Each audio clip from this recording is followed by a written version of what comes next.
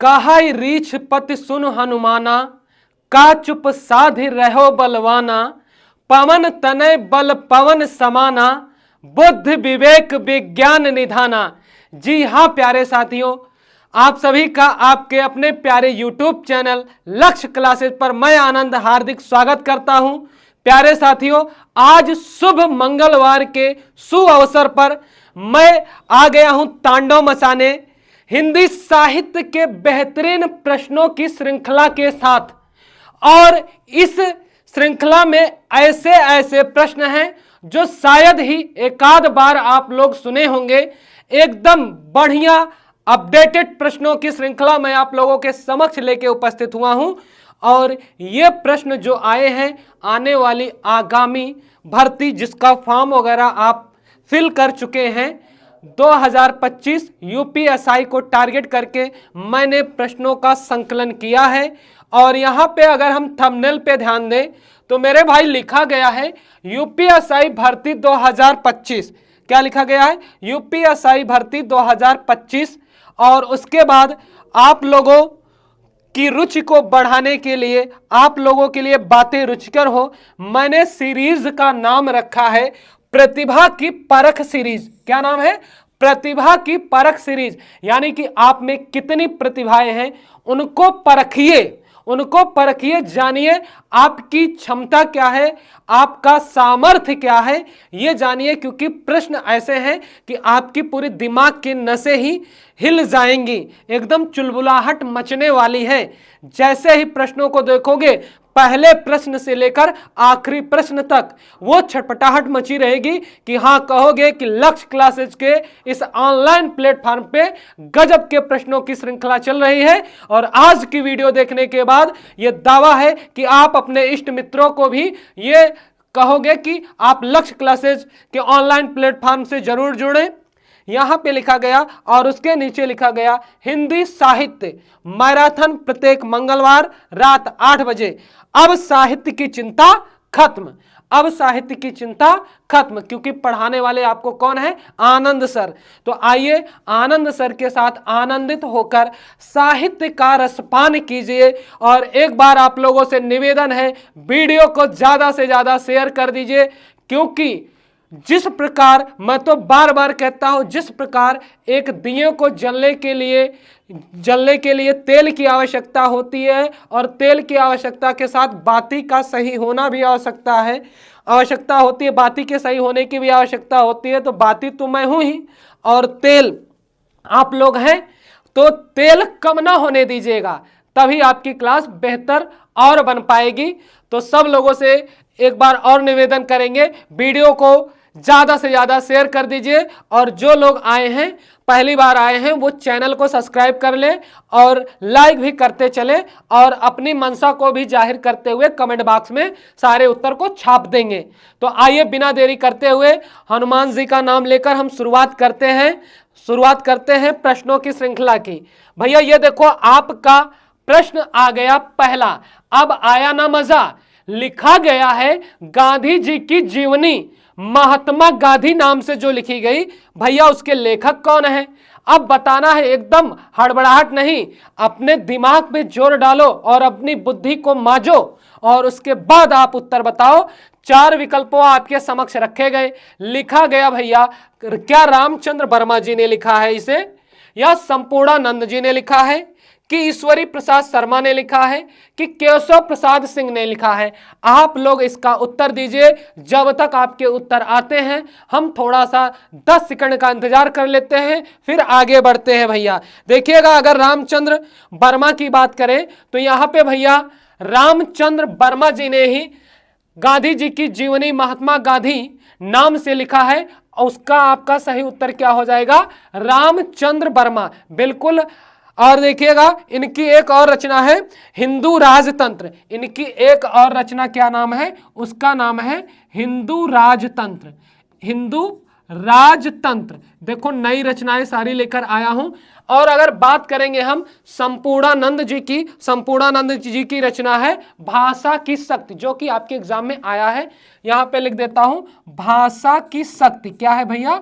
भाषा की शक्ति, ये महत्वपूर्ण रचना है, अभी आपको आगे मिलेगी। अब ईश्वरी प्रसाद शर्मा एक विद्वान है, कौन है? ईश्वरी प्रसाद शर्मा।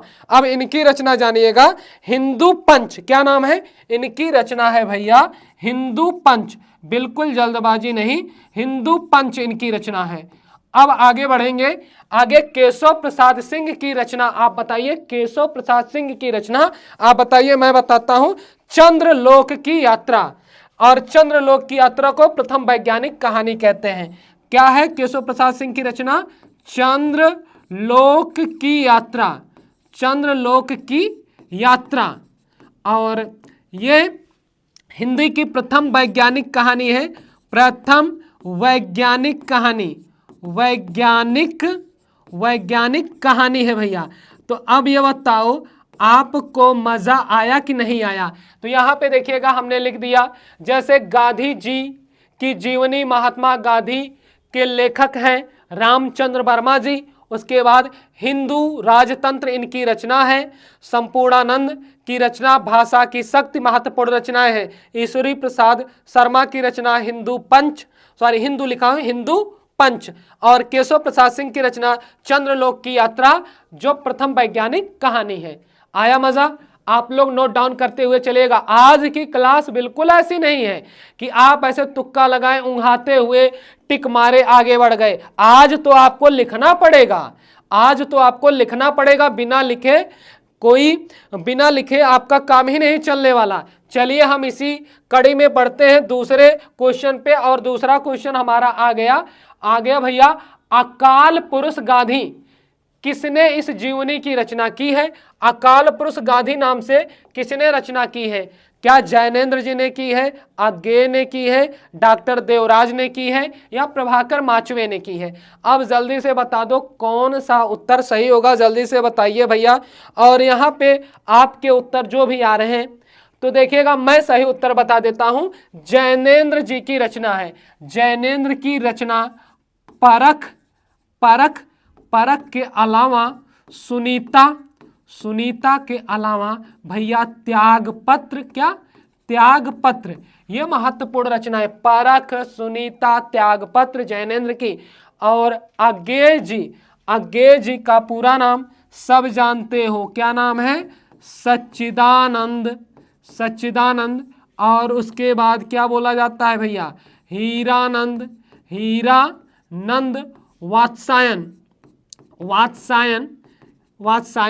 और अज्ञे कहा जाता है इनको, इनको भैया कठिन गद्य का प्रेत कहते हैं, कठिन गद्य का प्रेत कहते हैं। अब इनकी रचनाओं की अगर बात करें तो भैया सागर मुद्रा, आंगन के पार द्वार, इन्हीं की रचना। सागर मुद्रा महत्वपूर्ण रचना, सागर मुद्रा और आंगन के पार द्वार, आंगन के पार द्वार, ये इनकी महत्वपूर्ण रचना है। और रचनाओं की चर्चा हम आगे करेंगे। अब बताइए डॉक्टर देवराज के बारे में भी कोई है? तो डॉक्टर देवराज की अजय की डायरी, क्या भैया? अजय की डायरी, ये देखो यहाँ पे लिख देता हूं, अजय की डायरी।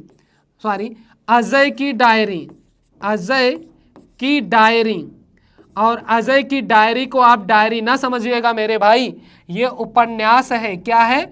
उपन्यास है। क्या है? ये उपन्यास विधा की रचना। अब प्रभाकर माचवे का नाम तो आपने सुना ही होगा। प्रभाकर माचवे की रचना बताइएगा, गेहूं की सोच।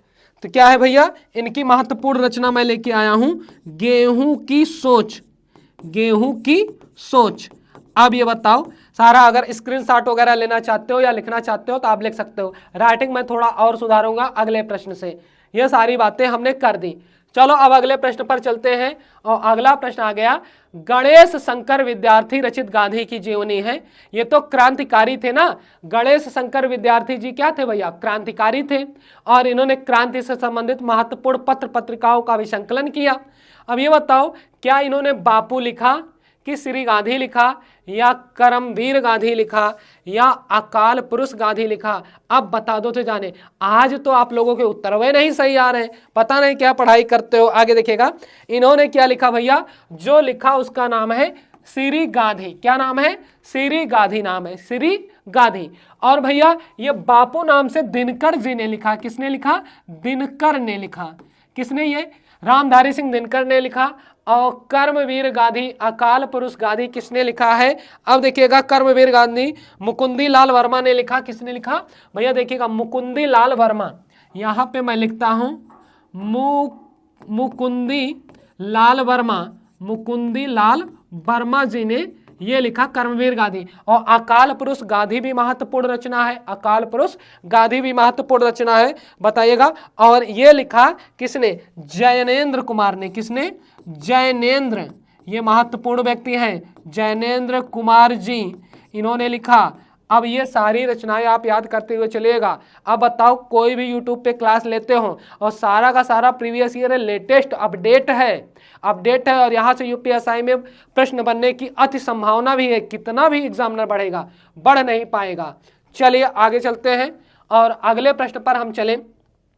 निम्नलिखित में से एक कृति एक प्रसिद्ध साहित्यकार के जीवन पर आधारित उपन्यासात्मक जीवनी है। तो अब ये बताओ क्या है? अब यहाँ से 4 रचनाएं आपकी दी गई हैं, 4 रचनाएं आपकी दी गई हैं। तो अब ये बताओ कि ऐसी कोई रचना है जो किसी प्रसिद्ध साहित्यकार की है, लेकिन ये उपन्यास के फॉर्मेट में है और है क्या? जीवनी। उपन्यास के फॉर्मेट में है और है क्या? जीवनी। तो भैया शेखर एक जीवनी, ये तो उपन्यास है। शेखर एक जीवनी ये कहोगे कि उपन्यास है। चलो मैंने मान लिया ये उपन्यास है। और अज्ञेय जी की रचना है। किसकी है? अज्ञेय की है, ये याद होता चलेगा, अज्ञेय की रचना है। और आवारा मसीहा यही आपका सही होगा। और किसकी है? विष्णु प्रभाकर की। किसकी है भैया? विष्णु प्रभाकर, विष्णु प्रभाकर की रचना है। ठीक है। और गुड़िया भीतर गुड़िया, अब बता दो, गुड़िया भीतर गुड़िया किसकी रचना है? गुड़िया भीतर गुड़िया किसकी रचना है? मैत्रेयी पुष्पा। किसकी है? मैत्रेयी पुष्पा, मैत्रेयी पुष्पा की रचना, पुष्पा की रचना है। और अन्या से अनन्या तक प्रभा खेतान की रचना है। किसकी है? प्रभा खेतान, याद रखिएगा, प्रभा खेतान। ये सारे प्रश्नों को आप देखिए और नोट डाउन करते हुए चलिए। और आप लोगों से एक प्रश्न, आवारा मसीहा किसी का उपनाम भी तो है? आगे बताइएगा। हम आगे बढ़े, इनमें से कौन सा लेखक जीवनी लेखक नहीं है? अब ये आपको बताना है। अब इससे सरल कुछ हो सकता है कि आपका प्रश्न भी दिया गया और प्रश्न के साथ क्या दिया गया? प्रश्न के साथ 4 विकल्प दिए गए, चारों विकल्पों में से आपको उत्तर ढूंढना है।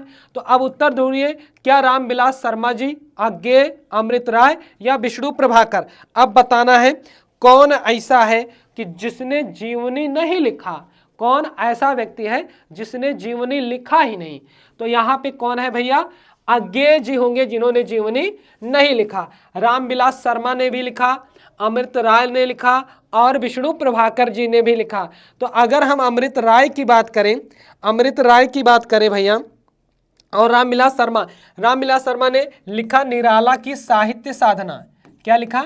निराला की साहित्य साधना, निराला की साहित्य साधना, ये हो गया इनकी रचना। और अज्ञेय जी ने लिखा नहीं।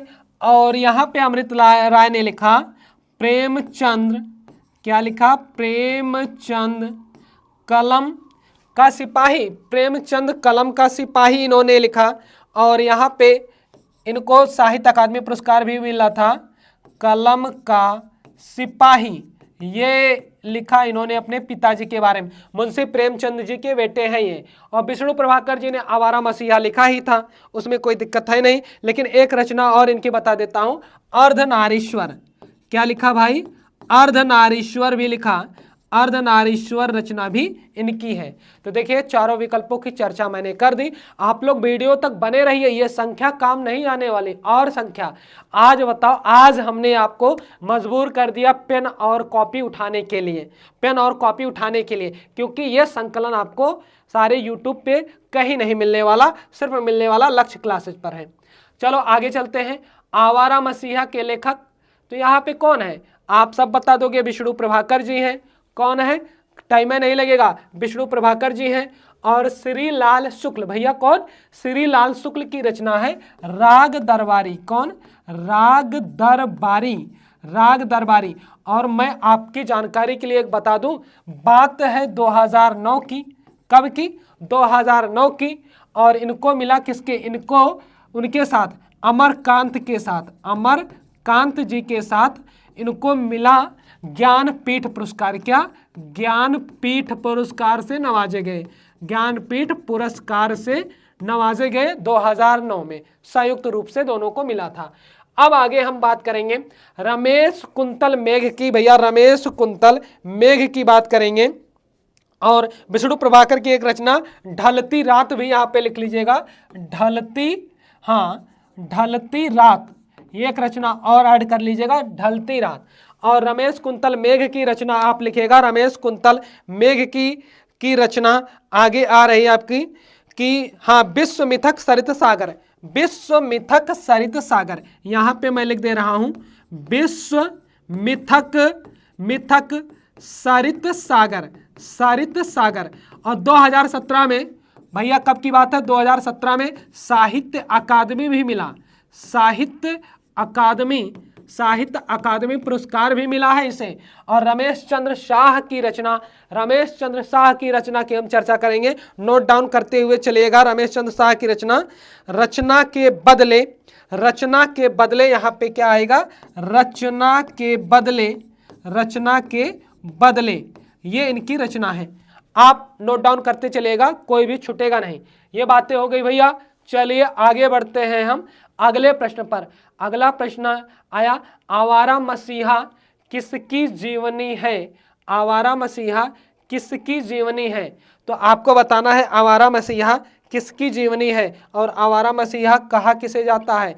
तो शरद चंद्र जी को कहा जाता है, इन्हीं की जीवनी है, इन्हीं की जीवनी है। और अगर मुंशी प्रेमचंद की जीवनी की बात करें तो अभी तो बताया अमृत राय ने लिखा, प्रेमचंद कलम का सिपाही, प्रेमचंद कलम का सिपाही लिखा। और आगे अगर हम बात करें पंत जी की अन्य रचना की, ग्राम्या, इनकी रचना बता रहा हूँ, जीवनी नहीं है, ग्राम्या और लोकायतन, ग्राम्या और लोकायतन, ये रचना मैं बता रहा हूँ। और प्रकृति का सुकुमार कवि कहते हैं। और छायावाद के चतुष्टय में तो ये थे ही। और निराला, निराला की तो रचना का तो मत ही पूछो, जूही की कली 1916। कौन भैया, जूही की कली, जूही की कली 1916। मुक्तक छंद की शुरुआत, मुक्तक छंद की शुरुआत यहीं से होती है, मुक्तक छंद की शुरुआत होती है। बात समझ में आई, सूर्यकांत त्रिपाठी निराला की रचना। चलो आगे, आगे अन्य रचनाएं भी हैं। चलो आगे बढ़ते हैं। मनीषी की लोक यात्रा किसकी जीवनी है। क्या प्रेमचंद जी की है, निराला की है, या कविराज गोपीनाथ की है, शरदचंद्र की है। आज तो आप लोग कहोगे गुरुजी तुक्का भी तो नहीं फिट बैठ रहा है, कहाँ से क्वेश्चन ले आए। तो आप बताइएगा किसकी है मनीषी की लोक यात्रा। भैया कविराज गोपीनाथ की है। किसकी है, कविराज गोपीनाथ जी की रचना है। यहाँ पे संशय में आपको नहीं पढ़ना, कविराज गोपीनाथ जी की रचना है। बिल्कुल आगे बढ़ते हैं हम, और 8 प्रश्न आपके हो गए, आगे बढ़ेंगे हम। हाँ अगले प्रश्न पर, अगले कलम का सिपाही कृति के लेखक मैंने अभी बताया कौन है, अमृत राय जी हैं। कौन है, अमृत राय जी हैं, जो कि प्रेमचंद्र के पुत्र हैं। कौन है, प्रेमचंद्र के पुत्र है। साथ में ये भी बताया भैया, साथ में ये भी बताया, एक बात यहाँ पे जानिएगा, प्रेमचंद इनका उपनाम है, मूल नाम धनपत राय है। क्या है, धनपत राय। और नवाब राय नाम से उर्दू में लिखते थे, नवाब राय नाम से उर्दू में लिखते थे भैया। सेवा सदन, बड़े भाई साहब, बड़े घर की बेटी, ना गोदान गवन सारा लिखे हैं। और रामविलास शर्मा, एक बात रामविलास शर्मा के बारे में बताऊं, ये आलोचक थे, बहुत बड़े आलोचक थे। और हिंदी पुरस्कारों की बात की जाए, किसी विद्वान का नाम ना आए तो आप लिख दीजिए रामविलास शर्मा। इनको प्रथम व्यास सम्मान 1991 में भी मिला है। 1991 में भाषा साहित्य हिंदी भाषा साहित्य के लिए मिला है। चलो आगे चलते हैं अगले प्रश्न पर। और अगला प्रश्न इनका आ जाता है, निम्न में से कौन स्वीकृत जीवनी विधा से संबंधित नहीं है। अब बहुत बढ़िया प्रश्न है, कौन सी रचना जीवनी विधा से संबंधित नहीं है। अब भैया अगर हम चारों पे चर्चा करें व्यवस्थित ढंग से, एकदम आके समझिएगा, अगर मैं 84 वैश्रवण की वार्ता की बात करूं तो इसको लिखने वाले कौन है, यहां पे मैं लिख देता हूं, यहां पे लिखता हूं गोसाई गोकुलनाथ। कौन है भैया, गोसाई गोकुलनाथ। और ये गोकुलनाथ कौन है, विट्ठलनाथ के पुत्र हैं। कौन है, विट्ठलनाथ के पुत्र हैं। और इस पुस्तक में अपने बाबा वल्लभाचार्य के 84 शिष्यों के बारे में इन्होंने जानकारी दी है। और इसके बाद इन्होंने एक रचना और की थी, 252 वैष्णवन की वार्ता, वैष्णवन की वार्ता इन्होंने ये लिखा, 252 वैष्णवन की वार्ता। और इसमें अपने पिताजी स्वामी विट्ठलनाथ के 252 शिष्यों की जीवनी का संकलन इन्होंने किया है। अब आगे देखिएगा, हाँ बसेरे से दूर यही नहीं होगा, क्योंकि ये जीवनी नहीं है, ये आत्मकथा है भाई। क्या है, ये आत्मकथा है, आत्मकथा है। और बच्चन जी की है, किसकी है, बच्चन जी की। हाँ बच्चन यानी हरिवंश राय बच्चन और अमिताभ बच्चन के पिताजी। और भक्तमाल ये नाभादास जी ने लिखा, नाभादास ने इसको हिंदी की प्रथम जीवनी भी माना जाता है। हिंदी की प्रथम जीवनी, हिंदी की प्रथम जीवनी भक्तमाल को माना जाता है।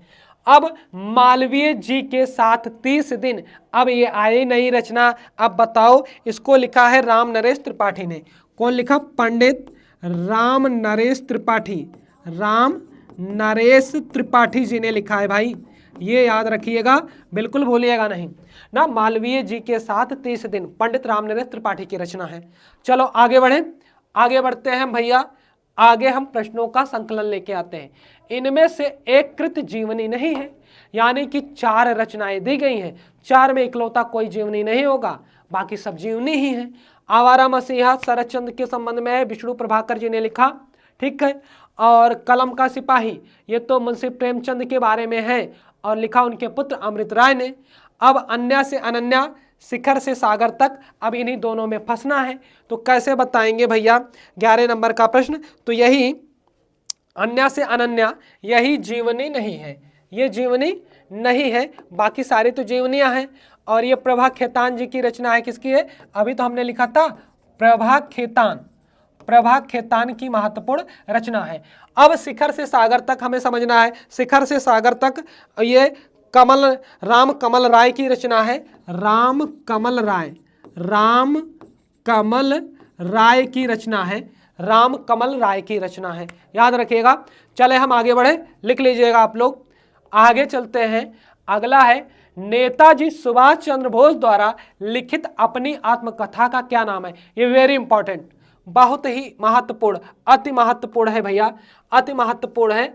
और देखिएगा, तरुण के स्वप्न, परिवाज्रक की प्रजा, कुछ आप बीती कुछ जग बीती, आत्मनिरीक्षण, चारों में से बताओ कौन सा होगा, कौन सा होगा। एक भी उत्तर सही नहीं आ रहे, तो बताइएगा तरुण के स्वप्न क्या होगा, तरुण के स्वप्न इन्होंने लिखा, आत्मकथा इनका। और परिवारजक की प्रजा, ये रचना किसकी है हमें जानना है, ये शांत प्रिय द्विवेदी की है। किसकी है भैया, शांत प्रिय द्विवेदी की रचना है। और उसके बाद कुछ आप बीती कुछ जग बीती, ये भारतेंदु हरिश्चंद्र की है, भारतेंदु हरिश्चंद्र जी की रचना है, भारतेंदु हरिश्चंद्र जी की रचना है। और आत्मनिरीक्षण किसकी है भाई, आत्मनिरीक्षण ये विल्हेम बुट्स की रचना है। हाँ विल्हेम बुट्स की रचना है, ये कोई अंग्रेज था, विल्हेम बुट्स की रचना है आत्मनिरीक्षण, ठीक है, वो फ्रांसीसी में है। चलो आगे बढ़ते हैं, अगले प्रश्न पर चलते हैं। अर्ध कथानक किस विधा की रचना है, अर्ध कथानक किस विधा की रचना है। बाबू बनारसी दास द्वारा लिखा गया, किसके द्वारा, बाबू बनारसी दास द्वारा। तो ठीक है, ये क्या है, ये मेरे भाई आत्मकथा है, वो भी हिंदी की प्रथम आत्मकथा, हिंदी की प्रथम, इसे क्या माना जाता है, हिंदी की प्रथम आत्मकथा, प्रथम आत्मकथा, हिंदी की प्रथम आत्मकथा माना जाता है। ठीक है, और आगे चलेंगे। आत्मकथा और जीवनी में हम अंतर आपको बताएंगे। जैसे मेरे बारे में आप लोग लिख दो, मेरे जीवन से लेकर मृत्यु तक सारी चर्चा कर दो, वो क्या कहलाएगा? वो मेरी जीवनी होगा। लेकिन मैं ही अपने जीवन के किसी विशेष पहलू के बारे में उसको क्रमबद्ध कर दूं, उन बातों को क्रमबद्ध कर दूं, तो वो क्या कहलाएंगी? आत्मकथा कहलाएंगे। आत्मकथा जिस व्यक्ति के बारे में बातें होती है वो स्वयं लिखता है। जीवनी क्या होता है? कोई अन्य व्यक्ति किसी के बारे में लिखता है। और अगर मैं बात करूं उपन्यास, उपन्यास क्या है? उपन्यास में एक खास बात होती है कि आप अगर पढ़ोगे तो आप स्वयं को ही कर्ता मानोगे, ऐसा लगेगा कि सारी बातें हमारे इर्द गिर्द ही रची और बुनी गई हैं। फिर आगे हम नाटक क्या होता है? उसका तो मंचन किया जाता है। वास्तव में एक अंक में ही समाप्त होने वाला एकांकी नाटक का ही भाग है। चलिए आगे चलते हैं हम अगले प्रश्न पर, और अगला है बनारसी दास जैन ने लिखी थी। क्या लिखा है भाई? क्या लिखा? अभी तो अर्ध कथानक मिला आपको। तो हिंदी की प्रथम जीवनी तो भक्तमाल है। क्या है? अभी तो हमने बताया भक्तमाल। क्या है भाई? भक्तमाल है। और नाभादास ने लिखा, किसने? नाभादास, जो कि महाराष्ट्र के डोम ब्राह्मण थे। हिंदी की पहली आत्मकथा, यही तो बात सही है। अर्धकथानक अभी पढ़ के आए। हिंदी की पहली कहानी भैया इंदुमती को कहते हैं। किसको कहते हैं? इंदुमती को कहते हैं। और इंदुमती किशोरीलाल गोस्वामी ना, किशोरीलाल गोस्वामी, सबको पता, किशोरीलाल गोस्वामी जी की रचना है। ठीक है, ये बात क्लियर है। और यहाँ पे हिंदी की पहली काव्य नाटिका, इसका कोई मतलब नहीं, इसका कोई उत्तर वगैरह नहीं होगा, ये फालतू का ऑप्शन है। चलिए आगे बढ़ते हैं। और अगला प्रश्न हमारा आ गया, मुर्दहिया किस लेखक की आत्मकथा है? मुर्दहिया किस लेखक की आत्मकथा है? तो यहाँ पे बताओ, तुलसीराम, ओम प्रकाश वाल्मीकि और सूरजपाल चौहान और जयप्रकाश करदम। बताओ, ये तो नमोए अलग अलग आ रहे हैं। अब तुक्का लगाओ तो मैं मानूं, बता दो जल्दी से, अब तुक्का लगा दो तो मैं मानूं। तो यहाँ पे देखिएगा, यहाँ पे ये तुलसी राम जी की रचना है और ओम प्रकाश वाल्मीकि की फेमस रचना जूठन, ये स्टार बना लीजिए, जूठन। और यहाँ पे सूरजपाल की रचना तिरस्कृत और संतृप्त। क्या होगा? तिरस्कृत, हाँ, तिरस्कृत और संतप्त, तिरस्कृत और संतप्त, तिरस्कृत और संतप्त ये हो गया। और भैया जयप्रकाश करदम की रचना, जयप्रकाश करदम की रचना क्या होगा? गूंगा नहीं था मैं। क्या होगा? गूंगा नहीं था मैं, गूंगा नहीं था मैं, ये रचना है इनकी। बात समझ में आई? चले आगे बढ़े, वीडियो के अंत तक बने रहिएगा, बिल्कुल जाना नहीं, अभी बहुत सारे प्रश्न हैं और आपका समय सही से बीतने वाला है। रामविलास शर्मा की आत्मकथा अपनी धरती अपने लोग कितने खंडों में विभक्त है? भैया बताइएगा, 2 खंडों में विभक्त है कि 3 खंडों में विभक्त है कि 1 खंड में विभक्त है कि 4 खंड में विभक्त है? जल्दी से बताइएगा, इसमें तुक्का लगाइएगा। तो ये 3 खंडों में विभक्त है। कितने में? 3 खंडों में विभक्त है। बात समझ में आई? चलो आगे चलते हैं अगले प्रश्न पर। अपने अपने पिंजरे आत्मकथा के लेखक कौन है? 4 विकल्प आपके समक्ष दिया गया। क्या है? शिवराज सिंह बेचन, और क्या है आगे? मोहनदास नैमिषारण्य, सूरजपाल चौहान, ओम प्रकाश वाल्मीकि। अपने अपने पिंजरे किसकी रचना है? जल्दी से हमें बता दो, जल्दी से हमें बता दो। तो मोहनदास नैमिषारण्य की रचना है। किसकी है? मोहनदास नैमिषारण्य की रचना है, मोहनदास नैमिषारण्य की रचना है। चलो, और शिवराज बेचन की मेरा बचपन मेरे कंधों पर, मेरा बचपन मेरे कंधों पर, मेरा बचपन मेरे कंधों पर, मेरे कंधों पर, मेरा बचपन मेरे कंधों पर, ये रचनाएं हो गई। चलिए आगे बढ़ते हैं हम अगली रचना पे चलते हैं। मणिकर्णिका आत्मकथा किसने लिखा? मणिकर्णिका आत्मकथा किसने लिखा? क्या कंवल भारती की है या मोहन नैमिषारण्य की है, जयप्रकाश करदम की है या तुलसी राम की है? अब बताओ जल्दी से ये किसकी रचना है? किसकी रचना है? ये भैया तुलसी राम की रचना है। किसकी है? तुलसी राम की रचना है। यहाँ पे हम लगा देते तुलसी राम की रचना है। और अगर हम कंवल भारती की चर्चा करें, कंवल भारती की रचना की चर्चा करें, तो यहाँ पे देखिएगा, अब तुम्हारी निष्ठा क्या हो, तब तुम्हारी निष्ठा क्या होती? यह है तब तुम्हारी निष्ठा क्या होती? निष्ठा क्या होती? ये आप याद करिएगा, निष्ठा क्या होती, तब तुम्हारी निष्ठा क्या होती, ये इनकी रचना है। चलो आगे चलते, एक एक लोग की चर्चा करते हुए चलते हैं। और अगला प्रश्न हमारा आ गया, निम्नलिखित में से कौन सा जोड़ा सुमेलित नहीं है? अब हमें बताना है भैया कौन सा जोड़ा सुमेलित नहीं है। मेरी जीवन यात्रा सिंहावलोकन यशपाल, मेरी जीवन यात्रा राहुल सांकृत्यायन, नीड़ का निर्माण फिर आगे हरिवंश राय बच्चन, बसेरे से दूरी, यही होगा, यही चौथा नंबर आपका डी वाला विकल्प सही होगा। क्योंकि बसेरे से दूरी नहीं, बसेरे से दूर अगर होता तो वो भी बच्चन जी की रचना होती। किसकी? हरिवंश राय बच्चन की। हरिवंश राय बच्चन की अन्य रचना मधुशाला, मधुकलश, ये सारी रचनाएं इनकी ही हैं। ठीक है, मधुशाला फेमस रचना है इनकी। आगे बढ़ते हैं और अगला प्रश्न आपका आ जाता है, हिंदी में दलित साहित्य की पहली आत्मकथा किसने लिखी? हिंदी में दलित साहित्य की पहली आत्मकथा किसने लिखी? 4 लोग हैं, ओम प्रकाश वाल्मीकि ने या कौशल्या बैसंत्री ने या मोहनदास नैमिषारण्य ने या सूरजपाल ने। अब बताओ भैया किसने लिखी? जल्दी से बता दो मेरे भाई, जल्दी से बता दो किसने लिखी। आप लोगों के उत्तर आने चाहिए, कुछ तो उत्तरवा दो, कुछ उत्तर तो दे दो। नहीं दे पा रहे हो तो मैं ही बताता हूँ भैया। देखिएगा कौन सी रचना है, मोहनदास नैमिषारण्य ने शुरू किया था भैया। किसने? मोहनदास नैमिषारण्य ने। अब देखिएगा उन्हीं प्रश्नों पे मैं चर्चा करते हुए चल रहा हूँ जहाँ से प्रश्न ज़्यादा बनने की संभावना है। ये हो गया भैया। आगे चलते हैं, अगले प्रश्न पर हम चलते हैं। निम्न में से दलित आत्मकथा नहीं है, अपने अपने पिंजरे, जूठन, तिरस्कृत, मेरी असफलताएं। तो कौन सी रचना दलित आत्मकथा नहीं है और क्यों नहीं है, ये बताइएगा क्यों नहीं है। तो देखिएगा अब यहाँ पे मेरी असफलताएं यही नहीं है, क्योंकि ये बाबू गुलाब राय की रचना है। किसकी है? बाबू गुलाब राय की रचना है।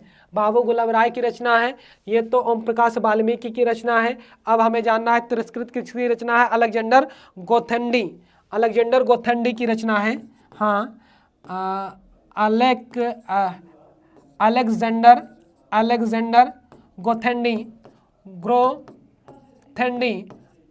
गोथेंडी की रचना है। चलो आगे चलते हैं हम अगले प्रश्न पर। और अगला आ गया, जूठन किस रचनाकार की आत्मकथा है? तो ओम प्रकाश वाल्मीकि।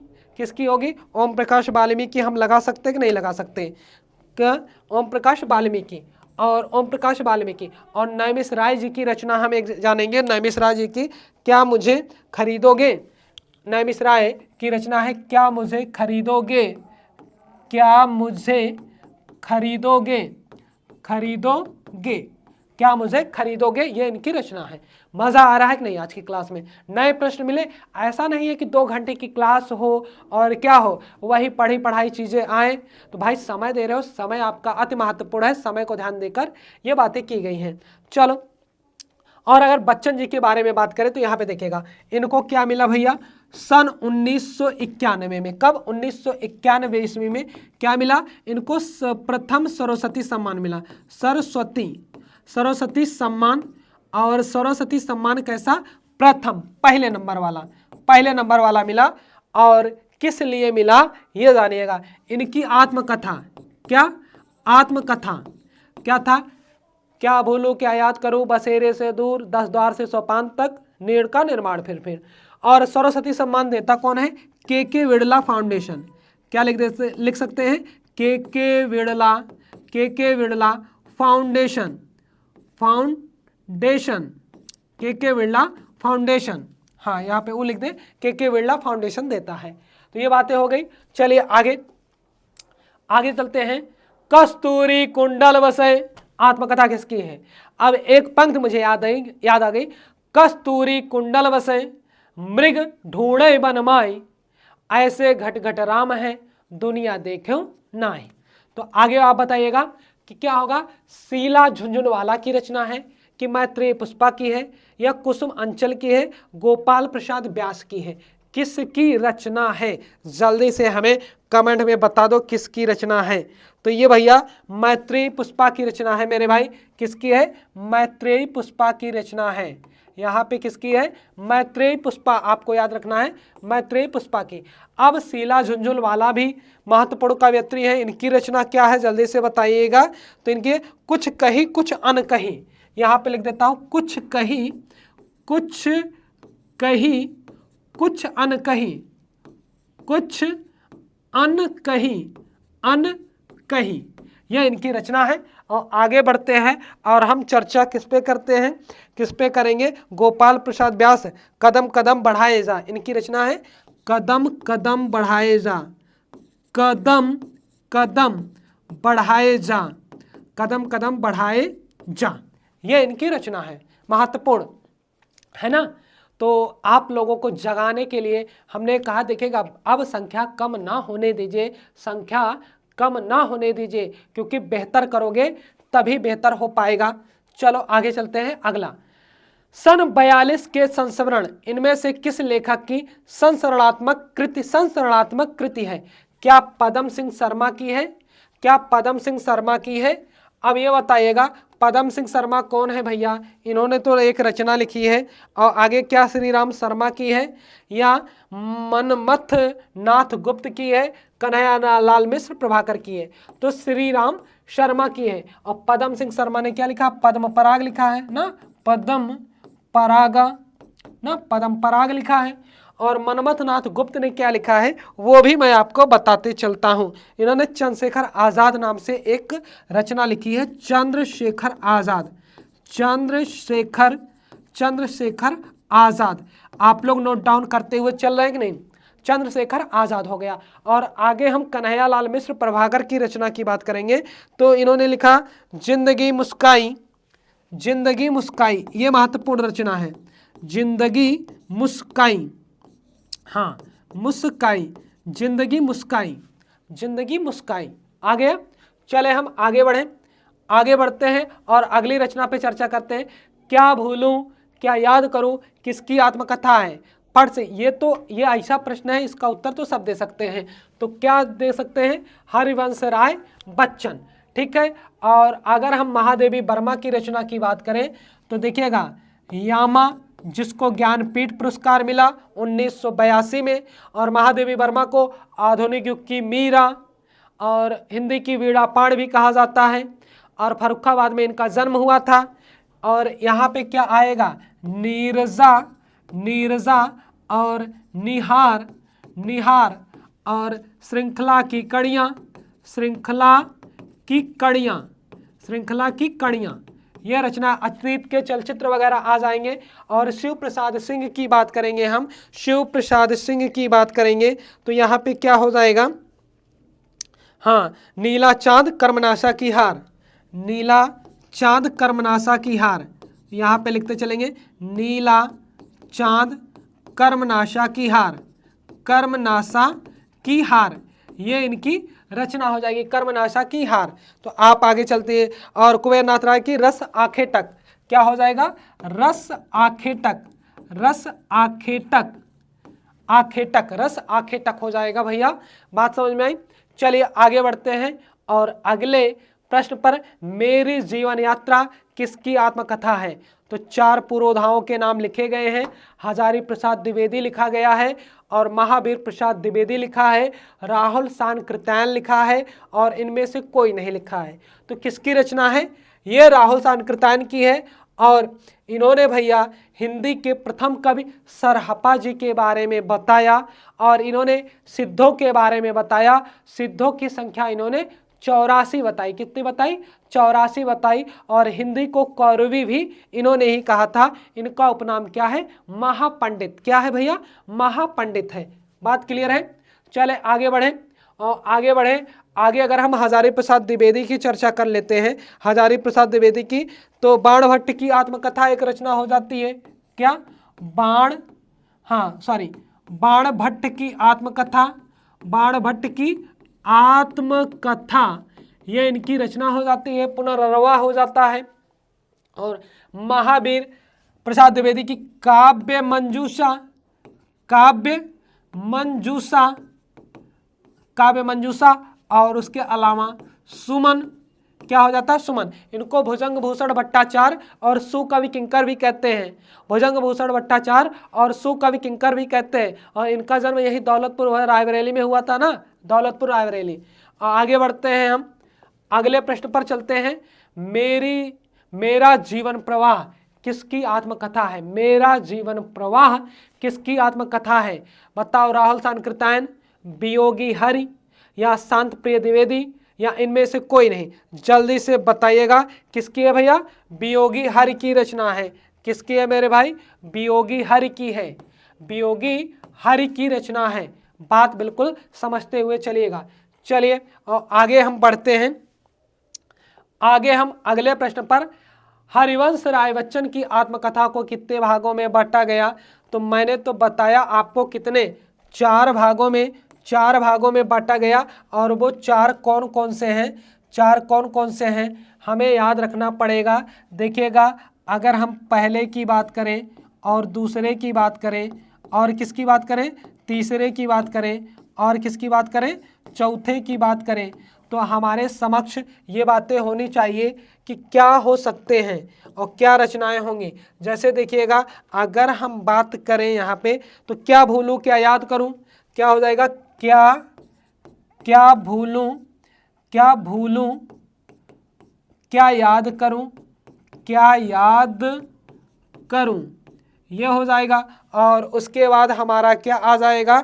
नीड़ का निर्माण, फिर नीड़ का निर्माण, फिर नीड़ का निर्माण, हाँ नीड़ का निर्माण, फिर और उसके बाद बसेरे से दूर, क्या हो जाएगा? बसेरे से दूर, बसेरे से दूर, 10 द्वार से सोपान तक, 10 द्वार से सोपान तक, 10 द्वार से सोपान तक, ये रचनाएं इनकी हो जाएंगी भैया। क्लियर है?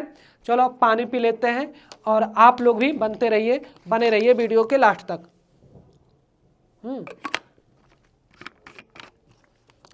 चलिए आगे चलते हैं। अगला प्रश्न आपका आ गया, सिंहावलोकन किसकी आत्मकथा है? तो महादेवी वर्मा की है, या यशपाल की है, नागार्जुन की है, हरिवंश राय बच्चन की है? तो किसकी है भैया? ये आपके यशपाल की है। किसकी है? यशपाल की रचना है, यशपाल की। हाँ, यहाँ पे यशपाल जी का होगा। और अगर हम थोड़ी चर्चा यहाँ पे महादेवी वर्मा के बारे में तो बोल ही चुके हैं, और आगे नागार्जुन के बारे में थोड़ी बातें बोलेंगे। अकाल और उसके बाद गुलाबी चूड़ियाँ, अकाल और उसके बाद ये यहाँ पे लिखेगा, हाँ अकाल और उसके बाद, और उसके अकाल और उसके बाद, और गुलाबी चूड़ियाँ, क्या भैया? गुलाबी चूड़ियाँ, ये इनकी रचना है। अकाल और उसके बाद और गुलाबी चूड़ियाँ। बात समझ में आई? चलिए आगे प्रश्नों पे हम चर्चा करते हैं। अगला प्रश्न आ गया, रेखाएं बोल उठी। क्या भैया? रेखाएं बोल उठी, रेखा चित्र किसने लिखा है? किसने लिखा है? रेखा चित्र भी एक विधा है। देवेंद्र सत्यार्थी, शांत प्रिय द्विवेदी, शिव पूजन सहाय, या उपेंद्र नाथ अस्क? अब मेरे भाई ये बताओ किसने लिखा है, किसने लिखा है ये बताओ। 4 विकल्प हैं आपके सामने और 30वां प्रश्न है, जल्दी से बताइए। देवेंद्र सत्यार्थी ने लिखा है। किसने? देवेंद्र सत्यार्थी ने लिखा है। और अगर इन चारों में से मैं किसकी चर्चा कर दूं, आप बता दो। उपेंद्र नाथ अस्क की चर्चा कर देता हूं। स्वर्ग की झलक, क्या लिखे हैं इन्होंने? स्वर्ग की झलक। हाँ, इन्होंने लिखा स्वर्ग की झलक, स्वर्ग की झलक, स्वर्ग की झलक इनकी रचना है। और एक रचना है इनकी भंवर। क्या है? भंवर। भंवर के अलावा जय पराजय, जय पराजय, इनकी और रचना क्या है, जय पराजय है। और इधर लिखते चलिएगा आप। और अंजो दीदी, इन्होंने एक रचना और लिखा, अंजो दीदी, अंजो दीदी, ये इनकी रचना है, याद करिएगा। और मैंने उपेंद्र नाथ अस्क की चर्चा की, ठीक है। तो ऐसे ऐसे पर विकल्प एक लोगों की चर्चा हम करते चलेंगे। चलो आगे, कृष्णा शोभती, कृष्णा शोभती द्वारा लिखित संस्मरण कृति है। भैया कृष्णा शोभती के बारे में अगर हम बात करें, कृष्णा शोभती, इनको ज्ञानपीठ पुरस्कार भी 2017 में मिला था। तो इन्होंने क्या लिखा, हम हसमत, हम क्या लिखा भाई, इन्होंने लिखा हम हसमत, हम हसमत, ये देखेगा, ये इनकी रचना हम हसमत। अब सुधिया उस चंदन के वन की, सुधिया उस चंदन के वन की, ये किसकी रचना है, अब मैं आपको बताते हुए चलता हूं। ये विष्णुकांत शास्त्री की है। किसकी है भैया, विष्णुकांत शास्त्री की है, विष्णुकांत शास्त्री की रचना है, विष्णुकांत शास्त्री की रचना है, ठीक है। चलो आगे, स्मृतियों का शुक्ल पक्ष, ये रामचंद्र शुक्ल की रचना है, रामचंद्र शुक्ल। और मैं आपको बताऊं, शुक्ला जी ने हिंदी साहित्य के इतिहास पे बहुत काम किया, और इन्होंने हिंदी साहित्य के 900 वर्षों के इतिहास को 4 कालखंडों में विभक्त किया। और इनका जन्म यही बस्ती के अगोना ग्राम में हुआ था। 1929 में इन्होंने हिंदी साहित्य का इतिहास लिखा था। इनके द्वारा किया गया काल विभाजन ही सर्वमान्य है। संस्मरण और श्रद्धांजलियों, संस्मरण और श्रद्धांजलियों, ये किसका संस्मरण है। अब ये जानने योग्य बातें हैं, ये जानने योग्य बातें हैं भैया। ये हमारे रामधारी सिंह दिनकर की है, पता है, रामधारी सिंह दिनकर, रामधारी सिंह दिनकर जी की रचना है, आप जानिएगा, रामधारी सिंह दिनकर की। आया ना, कहोगे सर जी इतनी नई नई रचना लेकर आए हैं, पता ही नहीं चल रहा है कि ये नहीं की है। चलो, क्योंकि अपडेट का मतलब ही तो यही होता है। चलो आगे बढ़ते हैं। कुछ आप बीती कुछ जग बीती, संस्मरण के लेखक कौन है, अब जल्दी से बताइएगा, बताइएगा, बताइएगा जल्दी से। तो कौन है, हाँ, भारतेंदु हरिश्चंद्र जी हैं। कौन है, भारतेंदु हरिश्चंद्र जी। इनको हिंदी गद्य का अग्रदूत और प्रथम पत्रकार, प्रथम निबंधकार और पुनर्जागरण का पिता भी कहा जाता है। हिंदी गद्य का जनक और जननी भी कहा जाता है। इन्होंने भारत दुर्दशा लिखा, विश्वस्य विस्मौघम लिखा, विश्वस्य विस्मौघम लिखा, और भारत की वर्षोन्नति कैसे हो सकती है ये भी लिखा इन्होंने। और इन्होंने कवि वचन सुधा हरिश्चंद्र मैगजीन नामक पत्रिका भी चलवाई। बहुत अथक प्रयास किया, तभी हिंदी इस रूप में है। तो इन्हीं का संस्मरण है। हाँ, अब राम वृक्ष बेनीपुरी की यहाँ पे चर्चा करेंगे हम। हाँ, राम वृक्ष बेनीपुरी की चर्चा यहाँ पे थोड़ी करेंगे। माटी की मूर्तें, क्या, माटी की मूर्तें और आम्रपाली, 2 रचनाओं के बारे में जानेंगे। माटी की मूर्तें, माटी की मूर्तें और आम्रपाली, क्या, आम्रपाली, ये रचनाएं। और ये माटी की मूर्तें जरूर याद रखिएगा, माटी की मूर्तें जरूर याद रखिएगा। चलिए, बद्रीनारायण चौधरी प्रेम घन भी तो भारतेंदु मंडल के कवि है। इनकी पत्रिका बता दो आप कमेंट में, आप लोग भी बताओ। चलो आगे, हाँ, महावीर प्रसाद द्विवेदी द्वारा रचित संस्मरण नहीं है। अब यहाँ पे कोई ऐसी रचना है जो महावीर प्रसाद द्विवेदी द्वारा नहीं लिखी गई है, और 4 विकल्प हैं, आइए चेक करते हैं। अनुमोदन का अंत, इधर उधर की बातें, सभा की सभ्यता, और विज्ञानाचार्य बसु का विज्ञान मंदिर। अब चारों में से तो 3 महावीर प्रसाद द्विवेदी की हैं। और आपकी जानकारी के लिए बता दूं तो द्विवेदी युग का नामकरण इन्हीं के नाम पर हुआ था। और हिंदी के व्याकरणवेत्ता, हिंदी व्याकरण के पाणिनि कहे जाने वाले कामता प्रसाद गुरु इन्हीं के शिष्य थे। किसके थे, इन्हीं के शिष्य थे। और ये अपने यही रायबरेली के हैं ना, दौलतपुर में इनका जन्म हुआ था। तो द्विवेदी युग का नाम महावीर प्रसाद द्विवेदी के नाम पर पड़ा था। सरस्वती पत्रिका का संपादन भी इन्होंने किया था। तो ये बताइए, अब इन्हीं में से बताना है कौन सा नहीं है भैया, जल्दी से बता दो। इधर उधर की बातें, क्या है, इधर उधर की बातें इनकी रचना नहीं है। तो इधर उधर की बातें है किसकी, हरिवंश राय बच्चन की। किसकी, हरिवंश राय बच्चन, हरिवंश राय बच्चन की रचना है, हरिवंश राय बच्चन की रचना है। बात क्लियर है, ठीक भैया। चलो आगे चलते हैं, आगे चलते हैं। निम्न में से कौन सा निम्न में से कौन रेखाचित्र विधा की रचना नहीं है। कहने का मतलब यह है कि चारों के चारों कोई है तो क्या कि एक ही व्यक्ति की रचना है लेकिन रेखा चित्र विधा में नहीं है। आपको बताना है 34वें नंबर का उत्तर, जल्दी से बताइएगा भैया। देखिएगा, हाँ तो ये देखिएगा कौन सा नहीं है, कठ गुलाब। कौन से नहीं है, कठ गुलाब। ये आपका रेखा चित्र विधा की रचना नहीं है, रेखा चित्र विधा की नहीं है। और आप जानिएगा ये मृदुला गर्ग की रचना है। किसकी, मृदुला गर्ग, हाँ मृदुला गर्ग की रचना है। और इनकी एक रचना चित कोबरा। कौन भैया, चित कोबरा भी आ जाती है, चित कोबरा, याद रखिएगा। और क्षण बोले कण मुस्काए, कन्हैया लाल मिश्र प्रभाकर, कन्हैया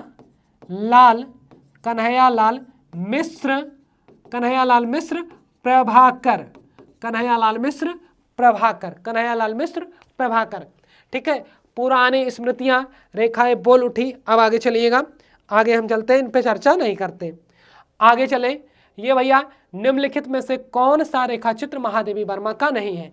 इससे तो ये पता चलता है चार की चारों रचनाएं महादेवी वर्मा की हैं। और महादेवी वर्मा छायावाद के चतुष्टय में इनको स्थान प्राप्त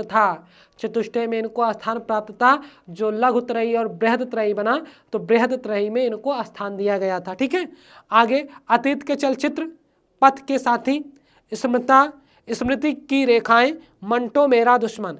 तो इसमें से इकलौती एक रचना है मंटो मेरा दुश्मन, ये इनकी रचना नहीं है। अगर इनकी नहीं है तो है किसकी, ये जानना है। इनकी नहीं है तो है किसकी, ये भी तो जानना है। तो हम जानते हुए चलेंगे ना, उपेंद्र नाथ अस्क की है। किसकी है, यहाँ पे लिख देता हूँ, उपेंद्र नाथ अस्क की रचना है, उपेंद्र नाथ अस्क की रचना है मेरे भाई, बिल्कुल कंफ्यूज ना होइएगा। चलिए आगे चलते हैं। स्मृति की रेखाएं रेखांकन के रचनाकार हैं। अब बताओ किसकी है, डॉक्टर श्याम सुंदर दास की रचना है कि महादेवी वर्मा की है, हजारी प्रसाद द्विवेदी की रचना है कि महावीर प्रसाद द्विवेदी की रचना है। आप जल्दी से बताओ 36वें का उत्तर क्या होगा मेरे भाई, 36वें का उत्तर क्या होगा, जल्दी से आप लोग कमेंट बॉक्स में बताइए, क्योंकि कुछ कदम चले हम, कुछ कदम चलो तुम। तो ये महादेवी वर्मा की ही रचनाएं हैं, महादेवी वर्मा की ही रचनाएं हैं। और इन चारों में से मैं किसकी चर्चा कर दूं, आप लोग बताइएगा। हम श्याम सुंदर दास की चर्चा कर देते हैं। इन्होंने कबीर ग्रंथावली लिखा। क्या लिखा, कबीर ग्रंथावली लिखा, कबीर ग्रंथावली इन्होंने रचना की, कबीर ग्रंथावली की। चलो आगे चलते हैं। और हजारी प्रसाद द्विवेदी की कुटज, क्या जान लो, कुटज, हाँ कुटज जान लो। ठीक है, चलो आगे, हाँ आगे हम चलते हैं। निम्नलिखित में से कौन सी रचना रेखाचित्र है, कौन सी रचना, यानी कि चारों में से कौन सी रेखाचित्र है। पथ के साथी, श्रृंखला की कड़ियां, यामा और दीपशिखा। बताओ जल्दी से कौन सा होगा भैया, कौन सा, पथ के साथी, क्या होगा, पथ के साथी, याद रखिएगा पथ के साथी, हाँ या पथ के साथी। और यामा महादेवी वर्मा की रचना है। यामा माने रात भी होता है। और 1982 का ज्ञानपीठ पुरस्कार भी यामा को दिया गया। दीपशिखा भी उन्हीं की रचना है और श्रृंखला की कड़ियां भी उनकी रचना है। चलो आगे चलते हैं, आगे चले हम और आगे बढ़े। यहाँ पे लिखा गया महादेवी वर्मा का रेखाचित्र इनमें से कौन सा है। तो इनमें से उनका रेखाचित्र कौन सा है, तो अतीत के चलचित्र, पथ के साथी, स्मृति की रेखाएं, उपर्युक्त सभी। तो कौन सा उत्तर होगा मेरे भाई, तो ये सब के सब उन्हीं की हैं, उपर्युक्त सभी। क्या होगा भैया, उपर्युक्त सभी। और क्लास कैसी है आप बताते चलेगा, क्लास कैसी है। चलो आगे चलते हैं। आगे हमारा अमिट रेखाएं के संस्मरण रेखा चित्रकार हैं। अब बताओ अमिट रेखाएं कौन है, किसकी रचना है मेरे भाई, किसकी रेखाएं हैं। ये भैया सत्यवती मलिक की है। किसकी है, सत्यवती मलिक की रचना है। और यहाँ पे हम इनमें से किसकी चर्चा कर दें तो देखिएगा शिवपूजन सहायक की एक रचना माता का अंचल। क्या? माता का अंचल। माता का अंचल, ये याद रखिएगा, माता का अंचल। किसका? माता का अंचल। बात क्लियर है? चलो आगे बढ़ते हैं और अगला प्रश्न आपका आ जाता है बनारसी दास चतुर्वेदी के रेखा चित्र हैं।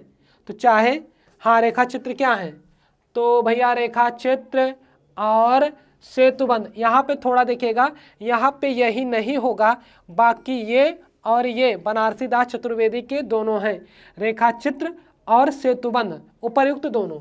ये बी वाला होगा, बी वाला होगा, थोड़ा ऊपर होना था, ठीक है, उपर्युक्त, क्योंकि जब ये ऑप्शन यहाँ पे होता ये इसके ऊपर होता तो उपर्युक्त ना, उपर्युक्त दोनों, ठीक है, एक नहीं रहेगा बस। चलिए आगे चलते हैं। लाल तारा किस विधा की विधा है? लाल तारा एक रचना है, वो किस विधा की है हमें ये बताना है भैया। तो ये क्या है? ये रेखा चित्र ही है। क्या है लाल तारा? लाल तारा रेखा चित्र है। क्या है मेरे भाई? रेखा चित्र है। लाल तारा रेखा चित्र है। और आप लोग कमेंट में ढूंढ कर बताइए किसकी, किसका रेखा चित्र है ये बताओ तो माने। चलो आगे, गेहूं और गुलाब, गेहूं और गुलाब रचना है किसके? क्या है? गेहूं और गुलाब रचना है। भाई बताओ क्या है? इनमें से कोई नहीं। गेहूं और गुलाब ये क्या है? निबंध है मेरे भाई, इनमें से कोई नहीं होगा, निबंध होगा। क्या होगा? निबंध होगा। और राम वृक्ष बेनीपुरी का, किसका? राम वृक्ष बेनीपुरी, राम वृक्ष बेनीपुरी, राम वृक्ष बेनीपुरी की रचना, राम वृक्ष बेनीपुरी की, ठीक है। चलिए आगे, माटी की मूर्तें नामक रेखा चित्र किसने लिखा है? भाई इन्होंने ही लिखा है, राम वृक्ष बेनीपुरी ने ही लिखा है, राम वृक्ष बेनीपुरी ही ने लिखा है, राम वृक्ष बेनीपुरी, ठीक है। सुमित्रा नंदन पंत की एक रचना चिदम्बरा, क्या? चिदम्बरा, चिदम्बरा।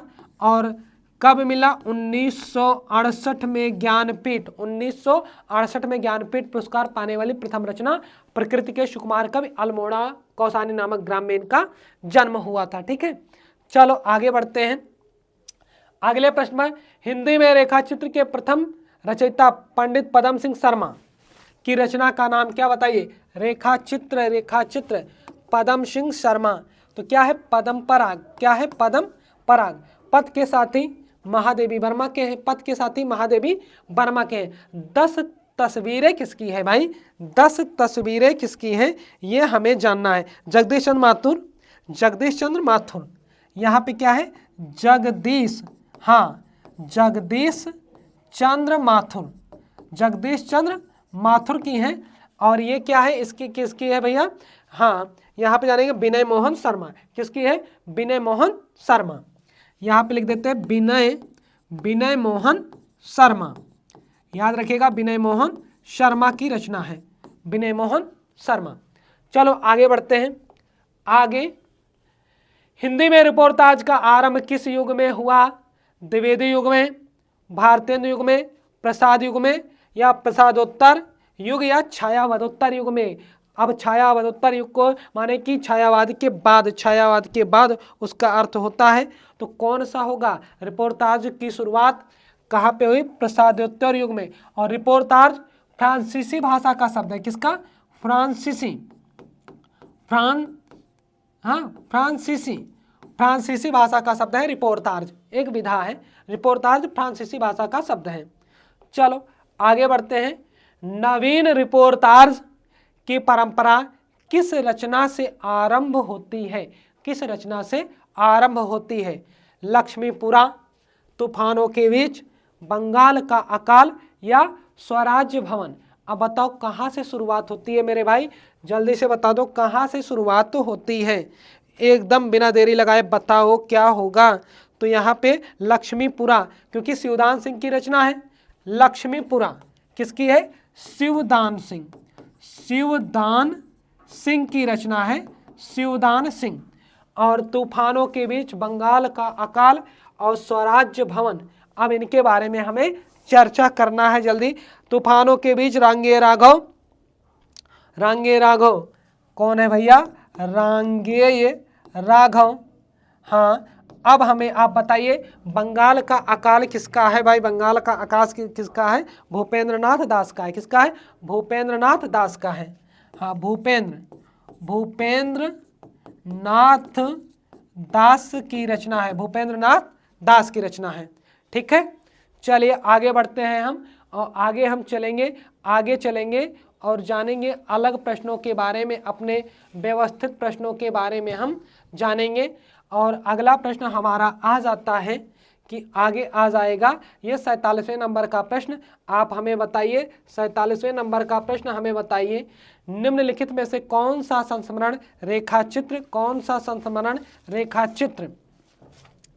अब यहाँ पे क्या है कि विधा की रचना नहीं है, तो पद्म पराग, अतीत के चलचित्र, माटी की मूर्तें, ज्योति विहग, कौन सा होगा भैया?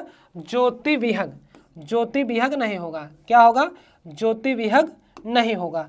आपको जानना है तो हमारा ये जानने का क्रम होता है ज्योति विहग किसकी रचना है, तो हम जानेंगे ज्योति विहग किसकी रचना है, ये हमें जानना होगा ज्योति विहग किसकी रचना है। तो हम आपको बताते हैं, यहाँ पे आगे बढ़ते हैं, चलते हैं। और हाँ, शांत प्रिय द्विवेदी की रचना है। किसकी है? शांत प्रिय द्विवेदी की रचना है। शांत प्रिय द्विवेदी। हाँ, शांत प्रिय द्विवेदी की रचना है। बिल्कुल हैरान न होइए, शांत प्रिय द्विवेदी की रचना है। आगे चलते हैं अगले प्रश्न पर हम। अगला प्रश्न, श्री राम शर्मा की बोलती प्रतिमा रचना किस विधा की है? बोलती प्रतिमा किस विधा की रचना है? जल्दी से बताइएगा। तो आप कहोगे ये तो रेखा चित्र है। क्या है भैया? ये तो आपका रेखा चित्र है। क्या है? रेखा चित्र है। बात समझ में आई? रेखा चित्र। चलो आगे हम चलते हैं। हिंदी साहित्य के पहले रिपोर्टार्ज लेखक होने का श्रेय प्राप्त है शिवदान सिंह चौहान। किसको? शिवदान सिंह चौहान को प्राप्त है मेरे भाई, शिवदान सिंह चौहान को प्राप्त है। बिल्कुल यहाँ पे संशय में ना पड़ेगा, शिवदान सिंह चौहान को प्राप्त है। और रांगे राघव की रचना क्या? मेधावी यहाँ पे नहीं है। चलो ठीक है, आगे बढ़ गए। आगे हम चलते हैं। अगला प्रश्न, तूफानों के बीच, अभी तो बताया किसकी रचना है? तूफानों के बीच 50वें नंबर का प्रश्न आ गया। तूफानों के बीच किसकी रचना है? रांगे राघव की। किसकी? रांगे राघव। और इनकी एक रचना और क्या है? मेधावी। कौन सी है?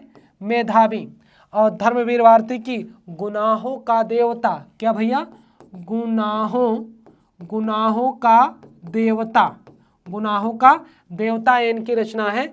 और उसके बाद शमशेर बहादुर सिंह की रचना को आप बताइए, शमशेर बहादुर सिंह की रचना। आगे उनसे पहले आगे चलते हैं अगले प्रश्न पर। अगला, प्लाट का मोर्चा किसकी रचना है? आप बताइएगा, प्लाट का मोर्चा किसकी रचना है? जल्दी से हमें बताना है। यह शमशेर बहादुर सिंह की रचना है। किसकी है? शमशेर बहादुर सिंह की रचना है। यहाँ पे याद रखिएगा, शमशेर बहादुर सिंह की रचना है। और फणीश्वरनाथ रेणु मैला आंचल इनकी रचना है। राम वृक्ष बेनीपुरी, माटी की मूर्ति, ठीक है। और मारे गए गुलफाम भी इनकी रचना है, फणीश्वरनाथ रेणु। मारे गए गुलफाम,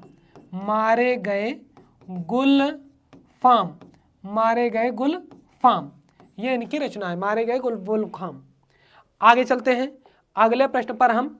विवेकी राय द्वारा रचित बाढ़ हिंदी साहित्य की किस विधा की प्रसिद्ध रचना है? जल्दी से बताइएगा, किस विधा की रचना है? आप आगे बढ़िएगा, हम भी आगे बढ़ेंगे। रिपोर्टार्ज साहित्य की रचना है। किसकी है भाई? रिपोर्टार्ज साहित्य की रचना है। यहाँ पे बिल्कुल रिपोर्टार्ज साहित्य की रचना है। आप बताइएगा, फिर हम बताएंगे। चलो आगे चलते हैं। एक बूंद सहसा उछली यात्रा वृतांत के लेखक कौन हैं? क्या भगवती चरण उपाध्याय जी हैं, सच्चिदानंद वात्सायन गे जी हैं, यशपाल जैन हैं, कि धर्मवीर भारती हैं। 53वें नंबर प्रश्न का उत्तर मेरे भाई दीजिए जल्दी से। कौन है? सच्चिदानंद हीरानंद वात्स्यायन अज्ञे, जिनको हम कठिन गद्य का प्रेत भी कहते हैं। क्या कहते हैं भैया? कठिन गद्य का प्रेत भी कहते हैं। कठिन गद्य का प्रेत भी इनको कहा जाता है। अब आगे हम चले, आगे अगर हम चले, यशपाल जैन की क्या फूलों का कुर्ता, देशद्रोही, दो रचनाएं जान लेते हैं। फूलों का कुर्ता, क्या भैया?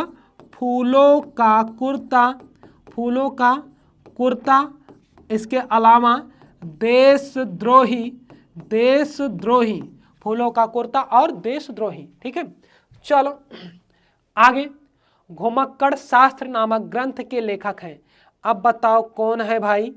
क्या नागार्जुन है, नागार्जुन है, मुक्तिबोध है, विद्यानिवास मिश्र हैं या राहुल सांकृत्यायन है? नागार्जुन देखिएगा, इनको हम बाबा भी कहते हैं। क्या कहते हैं? इनको हम बाबा भी कहते हैं। इनका मूल नाम वैद्यनाथ, क्या भैया? वैद्यनाथ मिश्र है, वैद्यनाथ मिश्र है मूल नाम। और मुक्तिबोध गजानन माधव, गजानन माधव, मुक्तिबोध गजानन माधव इनका मूल नाम है। विद्यानिवास मिश्र और राहुल सांकृत्यायन को क्या कहा जाता है? महापंडित कहा जाता है। क्या नाम है? महापंडित, महापंडित इनका उपनाम है। अब यहाँ पे बताना है घुमक्कड़ शास्त्र के लेखक कौन है भाई? घुमक्कड़ शास्त्र के लेखक यही तो होंगे, सांकृत्यायन महोदय ही तो होंगे। और कौन हो सकता है भाई? और कौन हो सकता है बताओगे? हाँ, राहुल सांकृत्यायन जी ही हैं। और आगे हम चर्चा करें तो अगर हम चर्चा करें पत्रहीन नग्न गाछ, ये नागार्जुन की ही रचना है। पत्रहीन नग्न गाछ, पत्रहीन नग्न गाछ, और गाछ माने पेड़ होता है, गाछ माने पेड़ होता है। और जल्दी से अगर बात करें हल्दी धूप ना, हल्दी धूप, ये भी विद्यानिवास मिश्र की है। हल्दी धूप, हाँ क्या होगा? हल्दी धूप, हल्दी धूप इनकी रचना है। ठीक है, चलो आगे बढ़ें, आगे बढ़ें। अब क्या है आगे?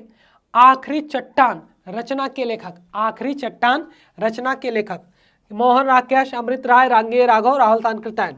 कौन है? आप बता दो भाई। आखिरी चट्टान स्टार बना लेना मेरे भाई। तो कौन है? मोहन राकेश जी हैं। कौन है? मोहन राकेश जी हैं। और आगे हम 55वें प्रश्न पर बढ़ते हैं आगे। और इनकी एक रचना आधे अधूरे भी है। आधे अधूरे, कौन भैया? आधे, आधे अधूरे, अधूरे, आधे अधूरे भी इनकी रचना है। चलो आगे बढ़ते हैं अगले प्रश्न पर। राम वृक्ष बेनीपुरी की कौन सी कृति यात्रा वृत्ति की है? सागर की लहरों पर, अप्रवासी की यात्राएं, पैरों में पंख बांधकर, मेरी यूरोप यात्रा। अब जल्दी से हमें बता देना है कौन सा होगा। पैरों में पंख बांधकर, पैरों में पंख बांधकर, यही यात्रा वृत्त है, पैरों में पंख बांधकर। बात समझ में आई? ठीक है, चलो आगे बढ़ते हैं। अरे यायावर रहेगा याद, तो क्या है मेरे भाई? ये किस विधा की रचना है? अरे यायावर रहेगा याद, यात्रा वृतांत है। ये यात्रा के बारे में जानकारी देता है। क्या है भैया? यात्रा वृतांत है। चलो किसका है ये कमेंट में बताओ, सारी बात मुझसे ही थोड़ी सीखोगे। साधना गद्य काव्य किसने लिखा है? साधना गद्य काव्य किसने लिखा भैया? राय कृष्ण दास ने लिखा। किसने लिखा? राय कृष्ण दास ने लिखा। किसने? राय कृष्ण दास ने लिखा। और अज्ञे जी की बात करें तो भैया बात है 1978।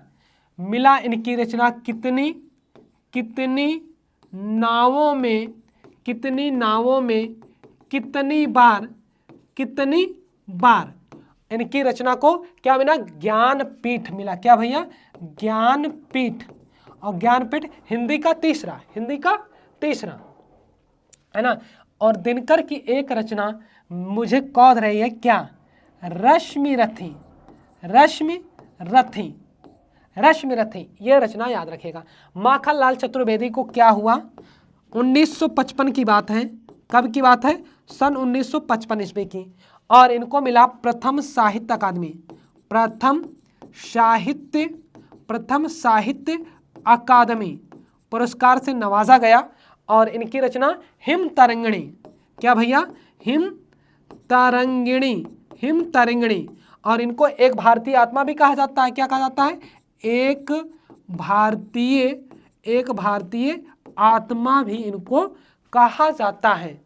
हिम किरीटनी भी इनकी रचना है, हिम किरीटनी भी इनकी रचना है। पुष्प की अभिलाषा भी इनकी रचना है, क्या है, पुष्प की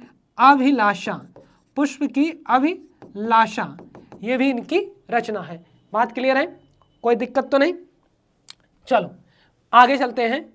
जैनेंद्र जी के साथ कुछ घंटे इंटरव्यू के लेखक हैं। तो जैनेंद्र जी के साथ कुछ घंटे इंटरव्यू के लेखक कौन है? क्या नंद कुमार कोहली हैं, श्री राम शर्मा जी हैं, या पद्म सिंह शर्मा कमलेश हैं, मनोहर श्याम जोशी हैं? कौन है मेरे भाई, जल्दी से बता दो कौन है? जैनेंद्र क्या है, नंद कुमार कोहली जी हैं। कौन है? नंद कुमार कोहली। अब इनमें से मैं किसके बारे में चर्चा करूं? किसी एक व्यक्ति के बारे में चर्चा कर दूं? हाँ या ना बोलो। हाँ, मनोहर श्याम जोशी। क्याप कसब ना, नेताजी कहन।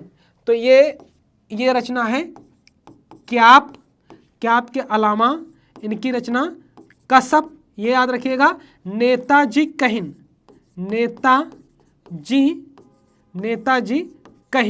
ये इनकी रचना है, याद रखिएगा, मनोहर श्याम जोशी, लिख लीजिएगा।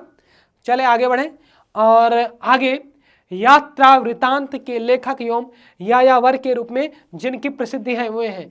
अरे ऐसा कौन है जो यात्रा वृतांत के बारे में ही फेमस हो, सब जानते हैं, छोटा सा बच्चा भी बताएगा। राहुल सांकृत्यायन जी।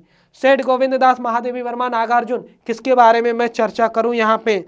सेठ गोविंद दास, सुरेंद्र सुंदरी, कृष्ण कामिनी, सुरेंद्र सुंदरी। ये बताओ नई नई रचनाएं मैं बोल रहा हूं कि नहीं? सुरेंद्र सुंदरी और क्या होगा भाई? हाँ, कृष्ण कामिनी, यहाँ पे कृष्ण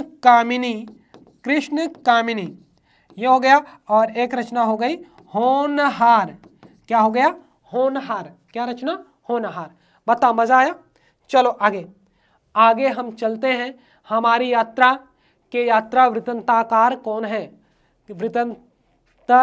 कौन है? भगवान दास वर्मा, कल्याण चंद्र, लोचन प्रसाद पांडे, यशपाल जैन। कौन है मेरे भाई, कौन है? जल्दी से बताओ, जल्दी से बता दो मेरे भाई। हमारी यात्रा के रचनाकार लोचन प्रसाद पांडे। कौन है? लोचन प्रसाद पांडे। और लोचन माने होता है आंख तो है सबके पास। अच्छा ये बताओ, एक बार ये बताओ कि क्लास कैसी लग रही? नई चीजें मिल रही है, समय सार्थक हो रहा है कि नहीं? हाँ या ना में उत्तर दो, मेरे भाई। चलो, भारतेंदु ने यात्रा वृत्त संबंधी कौन सी रचना लिखी? अब इसको तो सब जानते हैं, अगर ये ना बता पाए तो कुछ भी नहीं बता पाओगे। चलो, आप लोगों को हमने दिया 10 सेकंड, बताओ जल्दी से। 10 सेकंड दिया और तब तक मैं पानी पी लेता हूं। 10 सेकंड दिया मेरे भाई, बता दो जल्दी से।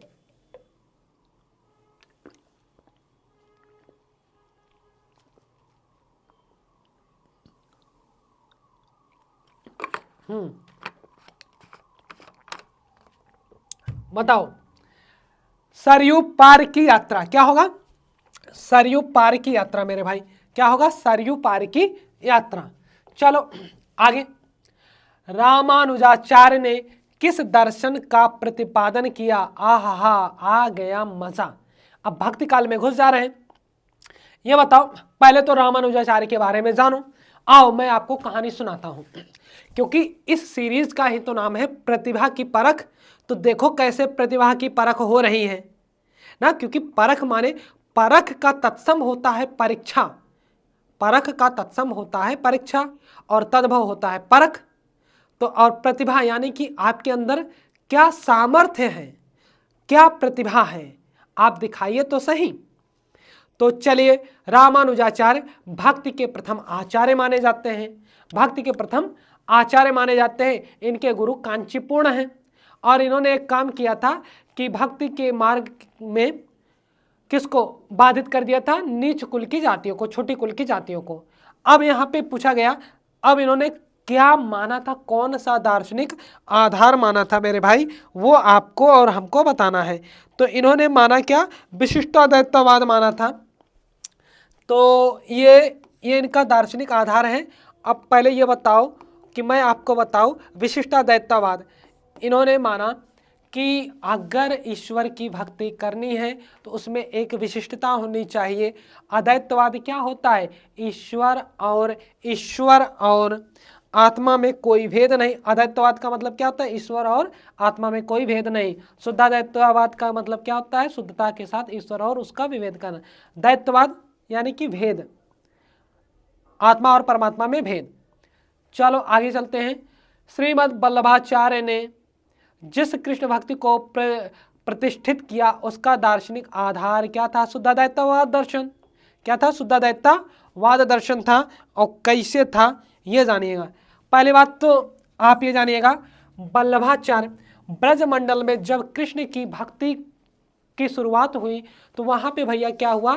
कई संप्रदाय आए, जिसमें से वल्लभ संप्रदाय आपका ज्यादा फेमस हुआ। और वल्लभ संप्रदाय वल्लभाचार्य ने पुष्टि मार्ग साधना का माध्यम बताया, पुष्टि मार्ग साधना का माध्यम बताया। इनके पुत्र स्वामी विट्ठलनाथ ने अष्टछाप की स्थापना सन 1565 में की।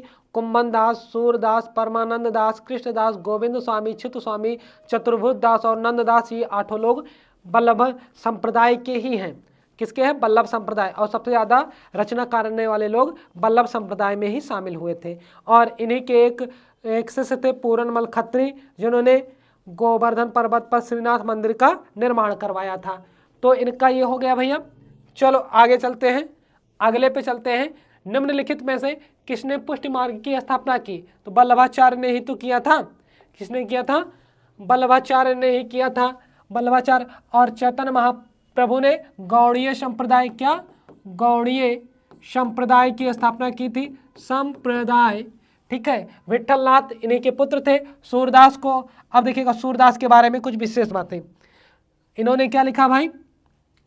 इन्होंने लिखा सूरसागर साहित्य लहरी और सूरसारावली। और इनको अष्टछाप का जहाज, पुष्टि मार्ग का जहाज, खंजन नयन, भावाधिपति, जीवनोत्सव का कवि भी कहा जाता है, वात्सल रस का सम्राट भी कहा जाता है। और डॉक्टर दीमसित्स के अनुसार इनके अन्य ग्रंथ सूर साठी, सूर रामायण, सूर पचीसी, राधा रस केलीवल्ली आदि इनकी रचनाएं होती हैं। ठीक है, हाँ, आदि इनकी रचनाएं होती हैं। और आगे चलेंगे, आगे हम चलेंगे और कोई चर्चा ना करके आगे बढ़े। रुद्र संप्रदाय की स्थापना किसने की?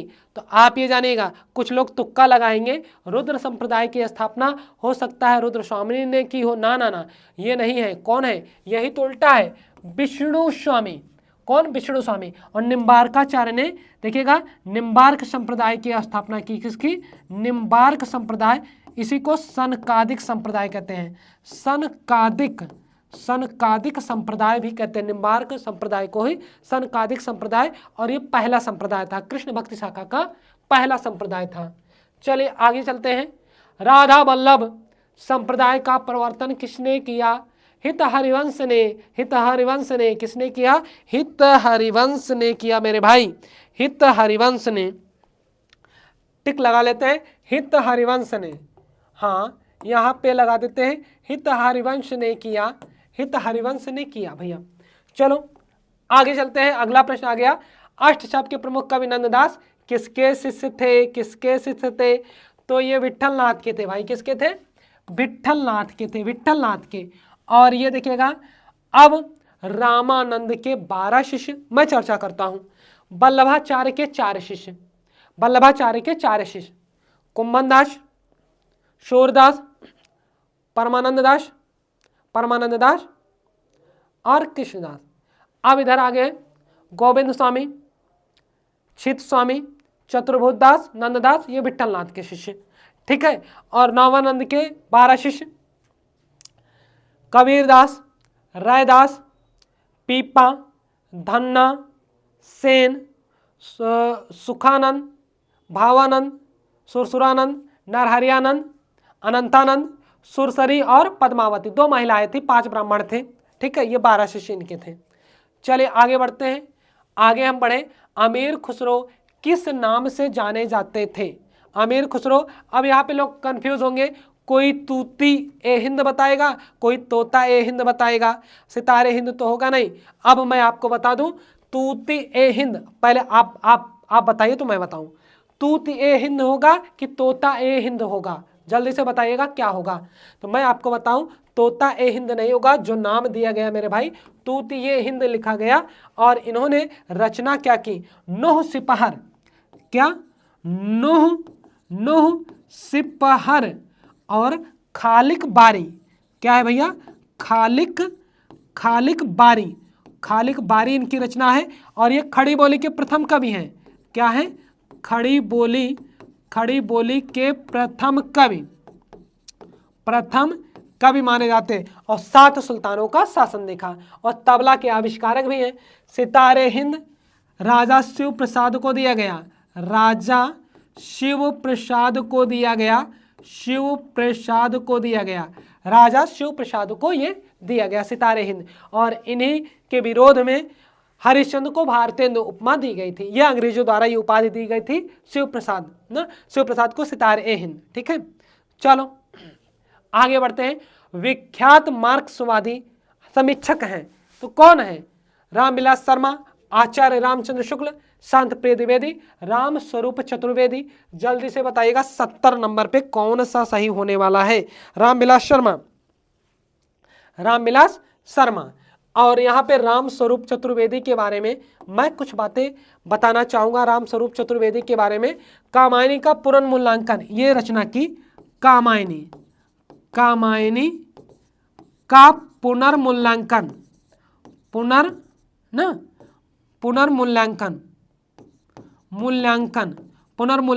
और कामायनी सर्वप्रसिद्ध हिंदी गद्य का सर्वप्रसिद्ध ग्रंथ है और जयशंकर प्रसाद द्वारा लिखा गया है। जयशंकर प्रसाद का नाम आधुनिक कविता का सुमेरु, आधुनिक कविता का सुमेरु और कलाधर उपनाम से वो फेमस है। सुगनी साहू में परिवार में उनका जन्म हुआ था। ठीक है, चलो आगे बढ़ते हैं।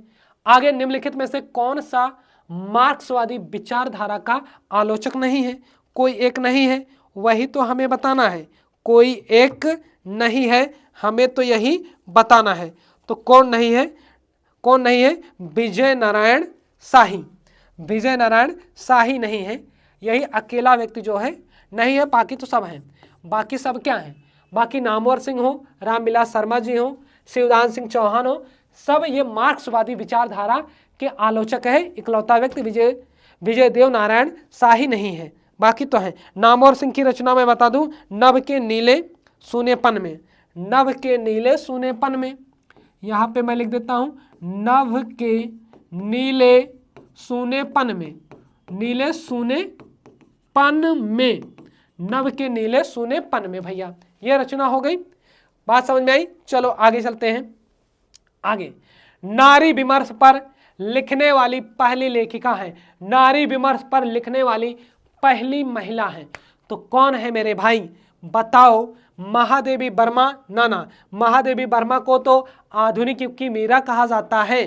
तो आगे ये बताओ, जैसे हिंदी की प्रथम कवित्री मीराबाई, आधुनिक युग की मीरा महादेवी वर्मा, और दक्षिण भारत की मीरा अंडाला या गोदा भक्तिन।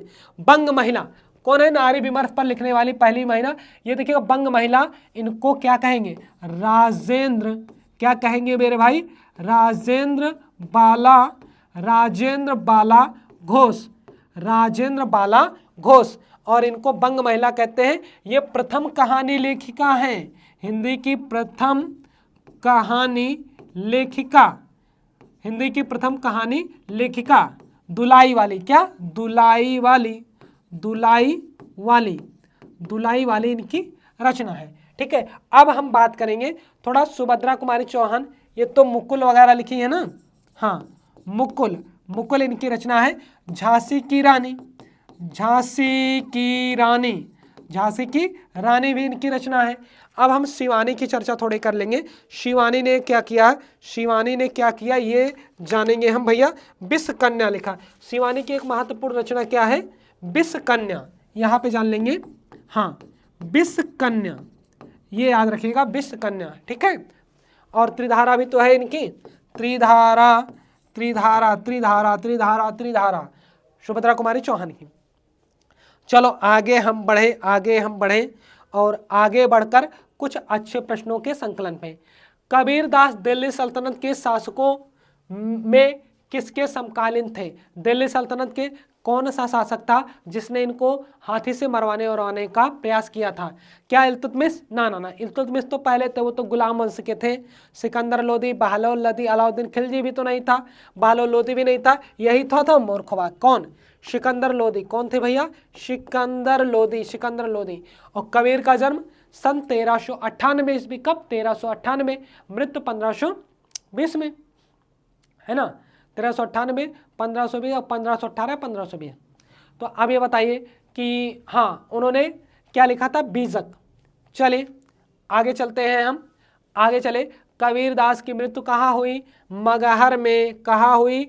मगहर। अब मगहर को संत कबीर नगर जिला नाम रखा गया, यूपी में है। क्या नाम है? संत कबीर नगर, संत कबीर नगर, संत कबीर नगर। क्योंकि लोगों में यह भ्रांति थी कि जो मगहर में मरेगा वो नरक में जाता है, इसलिए ये मगहर में आके मरे थे। पूरा जीवन काशी में बीता था, ठीक है। चलो आगे। तुलसीदास द्वारा शारीरिक पीड़ा से मुक्ति हेतु लिखा गया ग्रंथ है।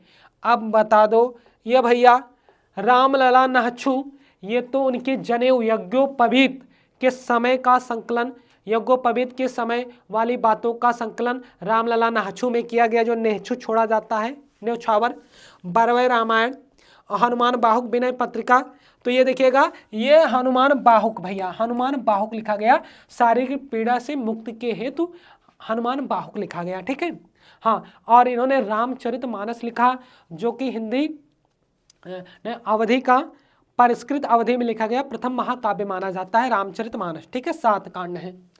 आगे, वियोगी हरि का वास्तविक नाम क्या था? क्या हरिहर प्रसाद था कि हरि प्रसाद था, राम प्रसाद था? इनमें से कोई नहीं। आप कहोगे गुरुजी हरि प्रसाद था, वियोगी हरि का नाम क्या था? हरि प्रसाद था, हरि प्रसाद। चलो आगे, रामचंद्र वर्मा प्रसिद्ध हैं। रामचंद्र वर्मा जी कैसे प्रसिद्ध हैं मेरे भाई? आप हमें बता दो, रामचंद्र वर्मा जी कैसे प्रसिद्ध हैं? तो क्या कवि के रूप में, आलोचक के रूप में, या भाषाविद के रूप में, या कोशाकार के रूप में? भैया ये कोशाकार के रूप में प्रसिद्ध हैं। किसके रूप में? कोशाकार के रूप में प्रसिद्ध हैं। और आपको जानना पड़ेगा, मानक हिंदी शब्दकोश लिखा, डिक्शनरी से संबंधित हिंदी शब्दकोश का संकलन किया। तो इन्होंने क्या लिखा? उस पुस्तक का नाम क्या है भैया? मानक हिंदी कोश। इन्होंने लिखा क्या? मानक, मानक हिंदी कोश, मानक हिंदी कोश इन्होंने लिखा है भाई, ये याद रखिएगा, मानक हिंदी कोश, ठीक है। चलो आगे चलते हैं। अगला प्रश्न आपका आ गया, ए हिस्ट्री, ये हिस्ट्री ऑफ हिंदी लिटरेचर के लेखक कौन है? फ्रैंक ईके, है ना, या Max Muller, George Abraham Grierson, या रामचंद्र शुक्ल? बताओ कौन है? तो फ्रैंक ईके यही है। और अब्राहम ग्रियर्सन ने क्या लिखा? द मॉडर्न, क्या लिखा? द मॉडर्न, ना, मॉडर्न वर्नाकुलर, क्या भैया? Vernacular, the modern vernacular literature, literature of Hindustan, of Hindustan. और मैं बता दूं, सॉरी, हिंदुस्तान, ये लिखा 1988 में। कब? सॉरी 1888, 1888 ईस्वी में। 952 कवियों का जिक्र किया। और अंग्रेज विद्वान, ये आयरलैंड के थे, आयरलैंड के थे, हिंदी के व्यवस्थित इतिहासकार थे। इन्होंने भक्ति काल को स्वर्णयुग या स्वर्णकाल कहा था। और इनकी पुस्तक को सर्वश्रेष्ठ पुस्तक माना गया, क्योंकि इन्होंने अंग्रेजी वर्णमाला का प्रयोग न करके कवि विद्वानों की चर्चा की और कालखंडों में बांटने का प्रथम प्रयास इन्होंने किया था, ठीक है। चलो, रामचंद्र शुक्ल ने 1929 में हिंदी साहित्य का इतिहास लिखा। क्या लिखा? हिंदी साहित्य का इतिहास। हिंदी साहित्य का इतिहास। हिंदी साहित्य का इतिहास 1929 में, 1929 में भैया, ठीक है। चलो आगे, आगे हिंदी में से नहीं, निम्न में से हिंदी साहित्य का अतीत भाग 1 और 2 किसने लिखा मेरे भाई? किसने लिखा? डॉक्टर विश्वनाथ तिवारी, आचार्य विश्वनाथ प्रसाद मिश्र और डॉक्टर रामकुमार वर्मा, राहुल सांकृत्यायन। अब चारों में से कोई ना कोई तो लिखा ही होगा। अब हमें बता दो किसने लिखा है, यही बता दो तो मैं आगे बढ़ जाऊँ, यही बता दो तो आगे बढ़ जाऊँ। आचार्य विश्वनाथ प्रसाद मिश्र ने, आचार्य विश्वनाथ प्रसाद मिश्र ने लिखा है भाई, आचार्य विश्वनाथ प्रसाद मिश्र ने लिखा है। और देखिएगा डॉक्टर विश्वनाथ तिवारी की साथ चलते हुए एक रचना है, साथ चलते हुए, साथ साथ चलते हुए, साथ चलते हुए। और डॉक्टर रामकुमार वर्मा, ये तो एकांकी दीपदान लिखे थे ना मेरे भाई, दीपदान, दीपदान लिखने वाले। और क्या लिखे थे? हिंदी साहित्य का आलोचनात्मक इतिहास और चित्तौड़ की चिंता, चित्तौड़ की चिंता, अभिशाप। भैया क्या लिखेंगे? चित्तौड़ की चिंता, चित्तौड़ की चिंता, चित्तौड़ की चिंता। बात समझ में आई? चित्तौड़ की चिंता। चलो आगे बढ़े। हिंदी का पाणिनि किसे कहा जाता है? तो क्या कामदा प्रसाद गुरु और रामचंद्र वर्मा, भोलानाथ तिवारी, किशोरीदास वाजपेयी। देखिएगा पहले प्राथमिकता इन्हें हम देंगे और दूसरी प्राथमिकता पे इनको रखेंगे, ठीक है। और कामदा प्रसाद गुरु को ही कहा जाता है। किशोरीदास वाजपेयी का भी नाम आता है, किशोरीदास वाजपेयी, क्योंकि इन्होंने हिंदी शब्दानुशासन लिखा। क्या लिखा? हिंदी शब्दानुशासन, शब्दानुशासन। और अगर ये कामदा प्रसाद गुरु ना होते तो किशोरीदास वाजपेयी को कहा जाता। कहा दोनों को गया है ना, हिंदी का पाणिनि दोनों को कहा गया है। और इसलिए कहा गया क्योंकि व्याकरण लिखने वाले पाणिनि संस्कृत के हैं ना, उन्हीं के नाम पर ये पड़ा। हिंदी भाषा का सर्वप्रथम व्याकरण नागरिक प्रचारणी सभा काशी की देखरेख में लिखा गया, जिसका नाम था हिंदी व्याकरण। इसके लेखक कौन है? इसके लेखक कौन है? किशोरीदास वाजपेयी ना ना ना, कामदा प्रसाद गुरु जी हैं मेरे भाई। और सागर जिला मध्य प्रदेश ना, सागर में इनका जन्म हुआ था, सागर जिला मध्य प्रदेश 1875। कब? 1875। 1947 में इनकी मृत्यु हो गई। और हरदेव बहारी, हरदेव बहारी ने क्या लिखा? व्यावहारिक हिंदी व्याकरण, व्यावहारिक, व्यावहारिक हिंदी व्याकरण, हिंदी व्याकरण, व्यावहारिक हिंदी व्याकरण लिखा। पृथ्वीनाथ पांडे ने क्या लिखा? हाँ, आधुनिक हिंदी व्याकरण ना, आधुनिक हिंदी व्याकरण लिखा पृथ्वीनाथ पांडे, डॉक्टर PN पांडे। चलो आगे, किस काव्यकृति पर अज्ञेय को ज्ञानपीठ पुरस्कार प्राप्त हुआ? यही तो, कितनी नावों में कितनी बार, सारी रचनाएं उन्हीं की हैं। कितनी नावों में कितनी बार, कितनी नावों में कितनी बार, कितनी नावों में कितनी बार? 1978, 1978 में मिला। चलो आगे, यात्रा साहित्य लोहे की दीवार की दोनों ओर किसकी कृति है मेरे भाई? अब बता दो किसकी है? 83 नंबर का प्रश्न किसकी है भैया? यशपाल की है, यशपाल की है, यशपाल की है मेरे भाई, यशपाल की है, कोई दिक्कत नहीं। चलो आगे, नाटक जारी है, ये क्या है मेरे भाई? ये तो कविता है। ये क्या है? नाटक जारी है, कविता है। लीलाधर जगुड़ी, क्या? लीलाधर, लीलाधर जगुड़ी, लीलाधर जगुड़ी, लीलाधर जगुड़ी, लीलाधर जगुड़ी की रचना है। चलो आगे, रस मीमांसा नामक आलोचना पुस्तिका के लेखक कौन है? रस मीमांसा, डॉक्टर नगेंद्र हैं या डॉक्टर नामवर सिंह हैं, आचार्य रामचंद्र शुक्ल हैं या डॉक्टर रामविलास शर्मा जी हैं? जल्दी से मेरे भाई बता दो, बता दो, जल्दी से बता दो।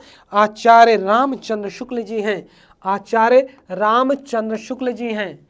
कौन है? रामचंद्र शुक्ल जी का नाम आएगा तो हम इनको ये जानेंगे और समझेंगे। और इनका नामवर सिंह का हरित फव्वारे सरीखे धान, हरित फव्वारों, ये दिखेगा यहाँ पे लिखा मैंने, हरित, हरित फव्वारों सरीखे ना, हरित फव्वारों सरीखे धान, ये इनकी रचना डॉक्टर नामवर सिंह की। चलो आगे बढ़ते हैं। हाँ, ये बढ़िया आ गया। इनमें से कौन सा समूह आचार्य रामचंद्र शुक्ल की रचनाओं को दर्शाता है। हिंदी साहित्य का इतिहास चिंतामणि, रस मीमांसा और त्रिवेणी, यही होगा मेरे भाई, ये होगा कौन सा, ये होगा। हाँ आगे चलो, आगे चलते हैं हम। बाकी रचनाओं के बारे में आप लोग बताइएगा, बाकी रचनाओं के बारे में आप बताइएगा। चलिए, बोलगा से गंगा किसकी रचना है? बोलगा से गंगा किसकी रचना है? किसकी रचना बोलगा से गंगा किसकी है? राहुल सानकृत्यायन की है मेरे भाई, राहुल सानकृत्यायन की रचना है। बोलगा से गंगा राहुल सानकृत्यायन की है। और सरदारपुर सिंह, सच्ची वीरता खुले मैदान, सच्ची वीरता खुले मैदान, सच्ची वीरता और क्या, खुले मैदान, सच्ची वीरता और खुले मैदान इनकी रचना है, सच्ची वीरता खुले मैदान। चलो आगे हिंदी साहित्य विमर्श के लेखक, हिंदी साहित्य विमर्श के लेखक कौन है मेरे भाई, कौन है? अब कौन है ये बताना है। क्या बाल मुकुंद गुप्त है, हजारी प्रसाद द्विवेदी हैं, या पद्मलाल पुन्नालाल बख्शी हैं, श्याम सुंदर दास हैं? कौन है मेरे भाई?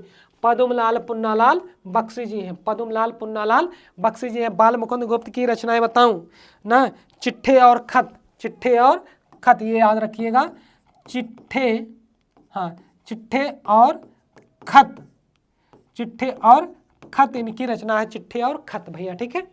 चलो आगे, हिंदी साहित्य का वैज्ञानिक इतिहास किसने लिखा? हिंदी साहित्य का वैज्ञानिक इतिहास गणपत चंद्र गुप्त ने लिखा मेरे भाई। किसने लिखा? गणपत चंद्र गुप्त जी ने लिखा, गणपत चंद्र गुप्त जी ने लिखा, कोई दिक्कत नहीं, गणपत चंद्र गुप्त जी ने लिखा। हाँ हिंदी साहित्य का, चलो हाँ आगे भैया, आगे हम चलते हैं और अगले प्रश्न पर चर्चा करते हैं। हिंदी शब्द सागर संपादित ग्रंथ है, हिंदी शब्द सागर संपादित ग्रंथ है तो क्या है मेरे भाई? आप बताइएगा तो मैं जानूंगा क्या होगा, जल्दी से बताइएगा। 90 नंबर का प्रश्न। श्याम सुंदर दास किसका है? श्याम सुंदर दास की रचना है, श्याम सुंदर दास की रचना है। और मैं यहाँ पे बताऊं, विचार और विवेचना, समस्या और समाधान, नगेंद्र की विचार और विवेचना, विचार और विवेचना, विचार और विवेचना, समस्या और समाधान, समस्या और समाधान, समस्या और समाधान इनकी रचना, समस्या और समाधान। चलो आगे चलते हैं। साहित्यालोचना, साहित्यालोचन कृति के रचनाकार, साहित्यालोचन कृति के रचनाकार श्याम सुंदर दास, लक्ष्मीकांत वर्मा, राजकुमार वर्मा, अशोक वाजपेयी। बता दो मेरे भाई कौन होगा, जल्दी से बता दो। 91 कौन है साहित्यालोचना? श्याम सुंदर दास की है। किसकी है? श्याम सुंदर दास की रचना है मेरे भाई, श्याम सुंदर दास की। वीडियो के अंत तक बने रहिए, जाइए ना, बिल्कुल मजा आने वाला है। और अशोक वाजपेयी की रचना एक पतंग अनंत में, एक पतंग अनंत में, एक पतंग, मैंने लिखा एक पतंग अनंत में, कहाँ? हाँ अनंत में। और क्या? तत्पुरुष, तत्पुरुष इनकी रचना है, तत्पुरुष। क्या रचना है? तत्पुरुष रचना है मेरे भाई। चलो अब तो 9 प्रश्न बचे हैं। पुराने हिंदी ग्रंथ के लेखक कौन है? पुराने हिंदी ग्रंथ के लेखक कौन है? चंद्रधर शर्मा गुलेरी, नलिन विलोचन शर्मा, या रामचंद्र शुक्ल, हजारी प्रसाद द्विवेदी। जल्दी से बता दो, बता दो। चंद्रधर शर्मा गुलेरी जी हैं, चंद्रधर शर्मा गुलेरी जी हैं। इन्होंने पुराने हिंदी काल भी कहा था, वीरगाथा काल को। और आगे हम चलते हैं। रामचंद्र, हाँ नलिन विलोचन शर्मा की रचना दृष्टिकोण, दृष्टिकोण और मानदंड, दृष्टिकोण और मानदंड। क्या लिखोगे? दृष्टिकोण, दृष्टिकोण और मानदंड, हाँ मानदंड, ये इनकी रचनाएं हैं। चलो आगे, आगे भैया आगे चलते हैं। निम्नांकित में से विद्यानिवास मिश्र की कृति नहीं है। तुम चंदन हम पानी, ये तो है ही है। और रस आखेटक ना, मेरे राम का मुकुट भीग रहा है, ये भी तो है, सीरीज की यादें ये है। रस आखेटक नहीं है, रस आखेटक इनकी रचना नहीं है। चलिए आगे। महावीर नहीं, महाकवि सूरदास किसकी आलोच्य कृति है? हजारी प्रसाद द्विवेदी, रामचंद्र शुक्ल और नंद दुलारे वाजपेयी, या कौन? डॉक्टर नगेंद्र। कौन है मेरे भाई 94 का उत्तर कौन होगा? नंद दुलारे वाजपेयी जी। कौन है? नंद दुलारे वाजपेयी जी होंगे। लिख लीजिएगा, नंद दुलारे वाजपेयी जी होंगे। कौन होगा? नंद दुलारे वाजपेयी। ठीक है, आगे चलो। हिंदी साहित्य का इतिहास डॉक्टर नगेंद्र ने लिखा। निम्नलिखित में से कौन सी कृति हजारी प्रसाद द्विवेदी की नहीं है? हिंदी साहित्य का आलोचनात्मक इतिहास, हिंदी साहित्य की भूमिका, हिंदी साहित्य का उद्भव और विकास, हिंदी साहित्य का आदिकाल। ये तो तीनों नीचों वाली हैं, ऊपर वाला नहीं है। ऊपर वाली रचना इनकी नहीं है। हिंदी साहित्य का आलोचनात्मक इतिहास किसने लिखा मेरे भाई? हिंदी साहित्य का आलोचनात्मक इतिहास डॉक्टर रामकुमार वर्मा ने। किसने? रामकुमार वर्मा। रामकुमार वर्मा जी ने लिखा, डॉक्टर रामकुमार वर्मा जी ने। ठीक है, चलिए आगे चलेंगे। आगे, जायसी नामक समीक्षा कृत्य के लेखक कौन है? शिव सहाय पाठक, विजय देव नारायण शाही, या वासुदेव शरण अग्रवाल, या रमेश चंद्र शुक्ल, रामचंद्र शुक्ल।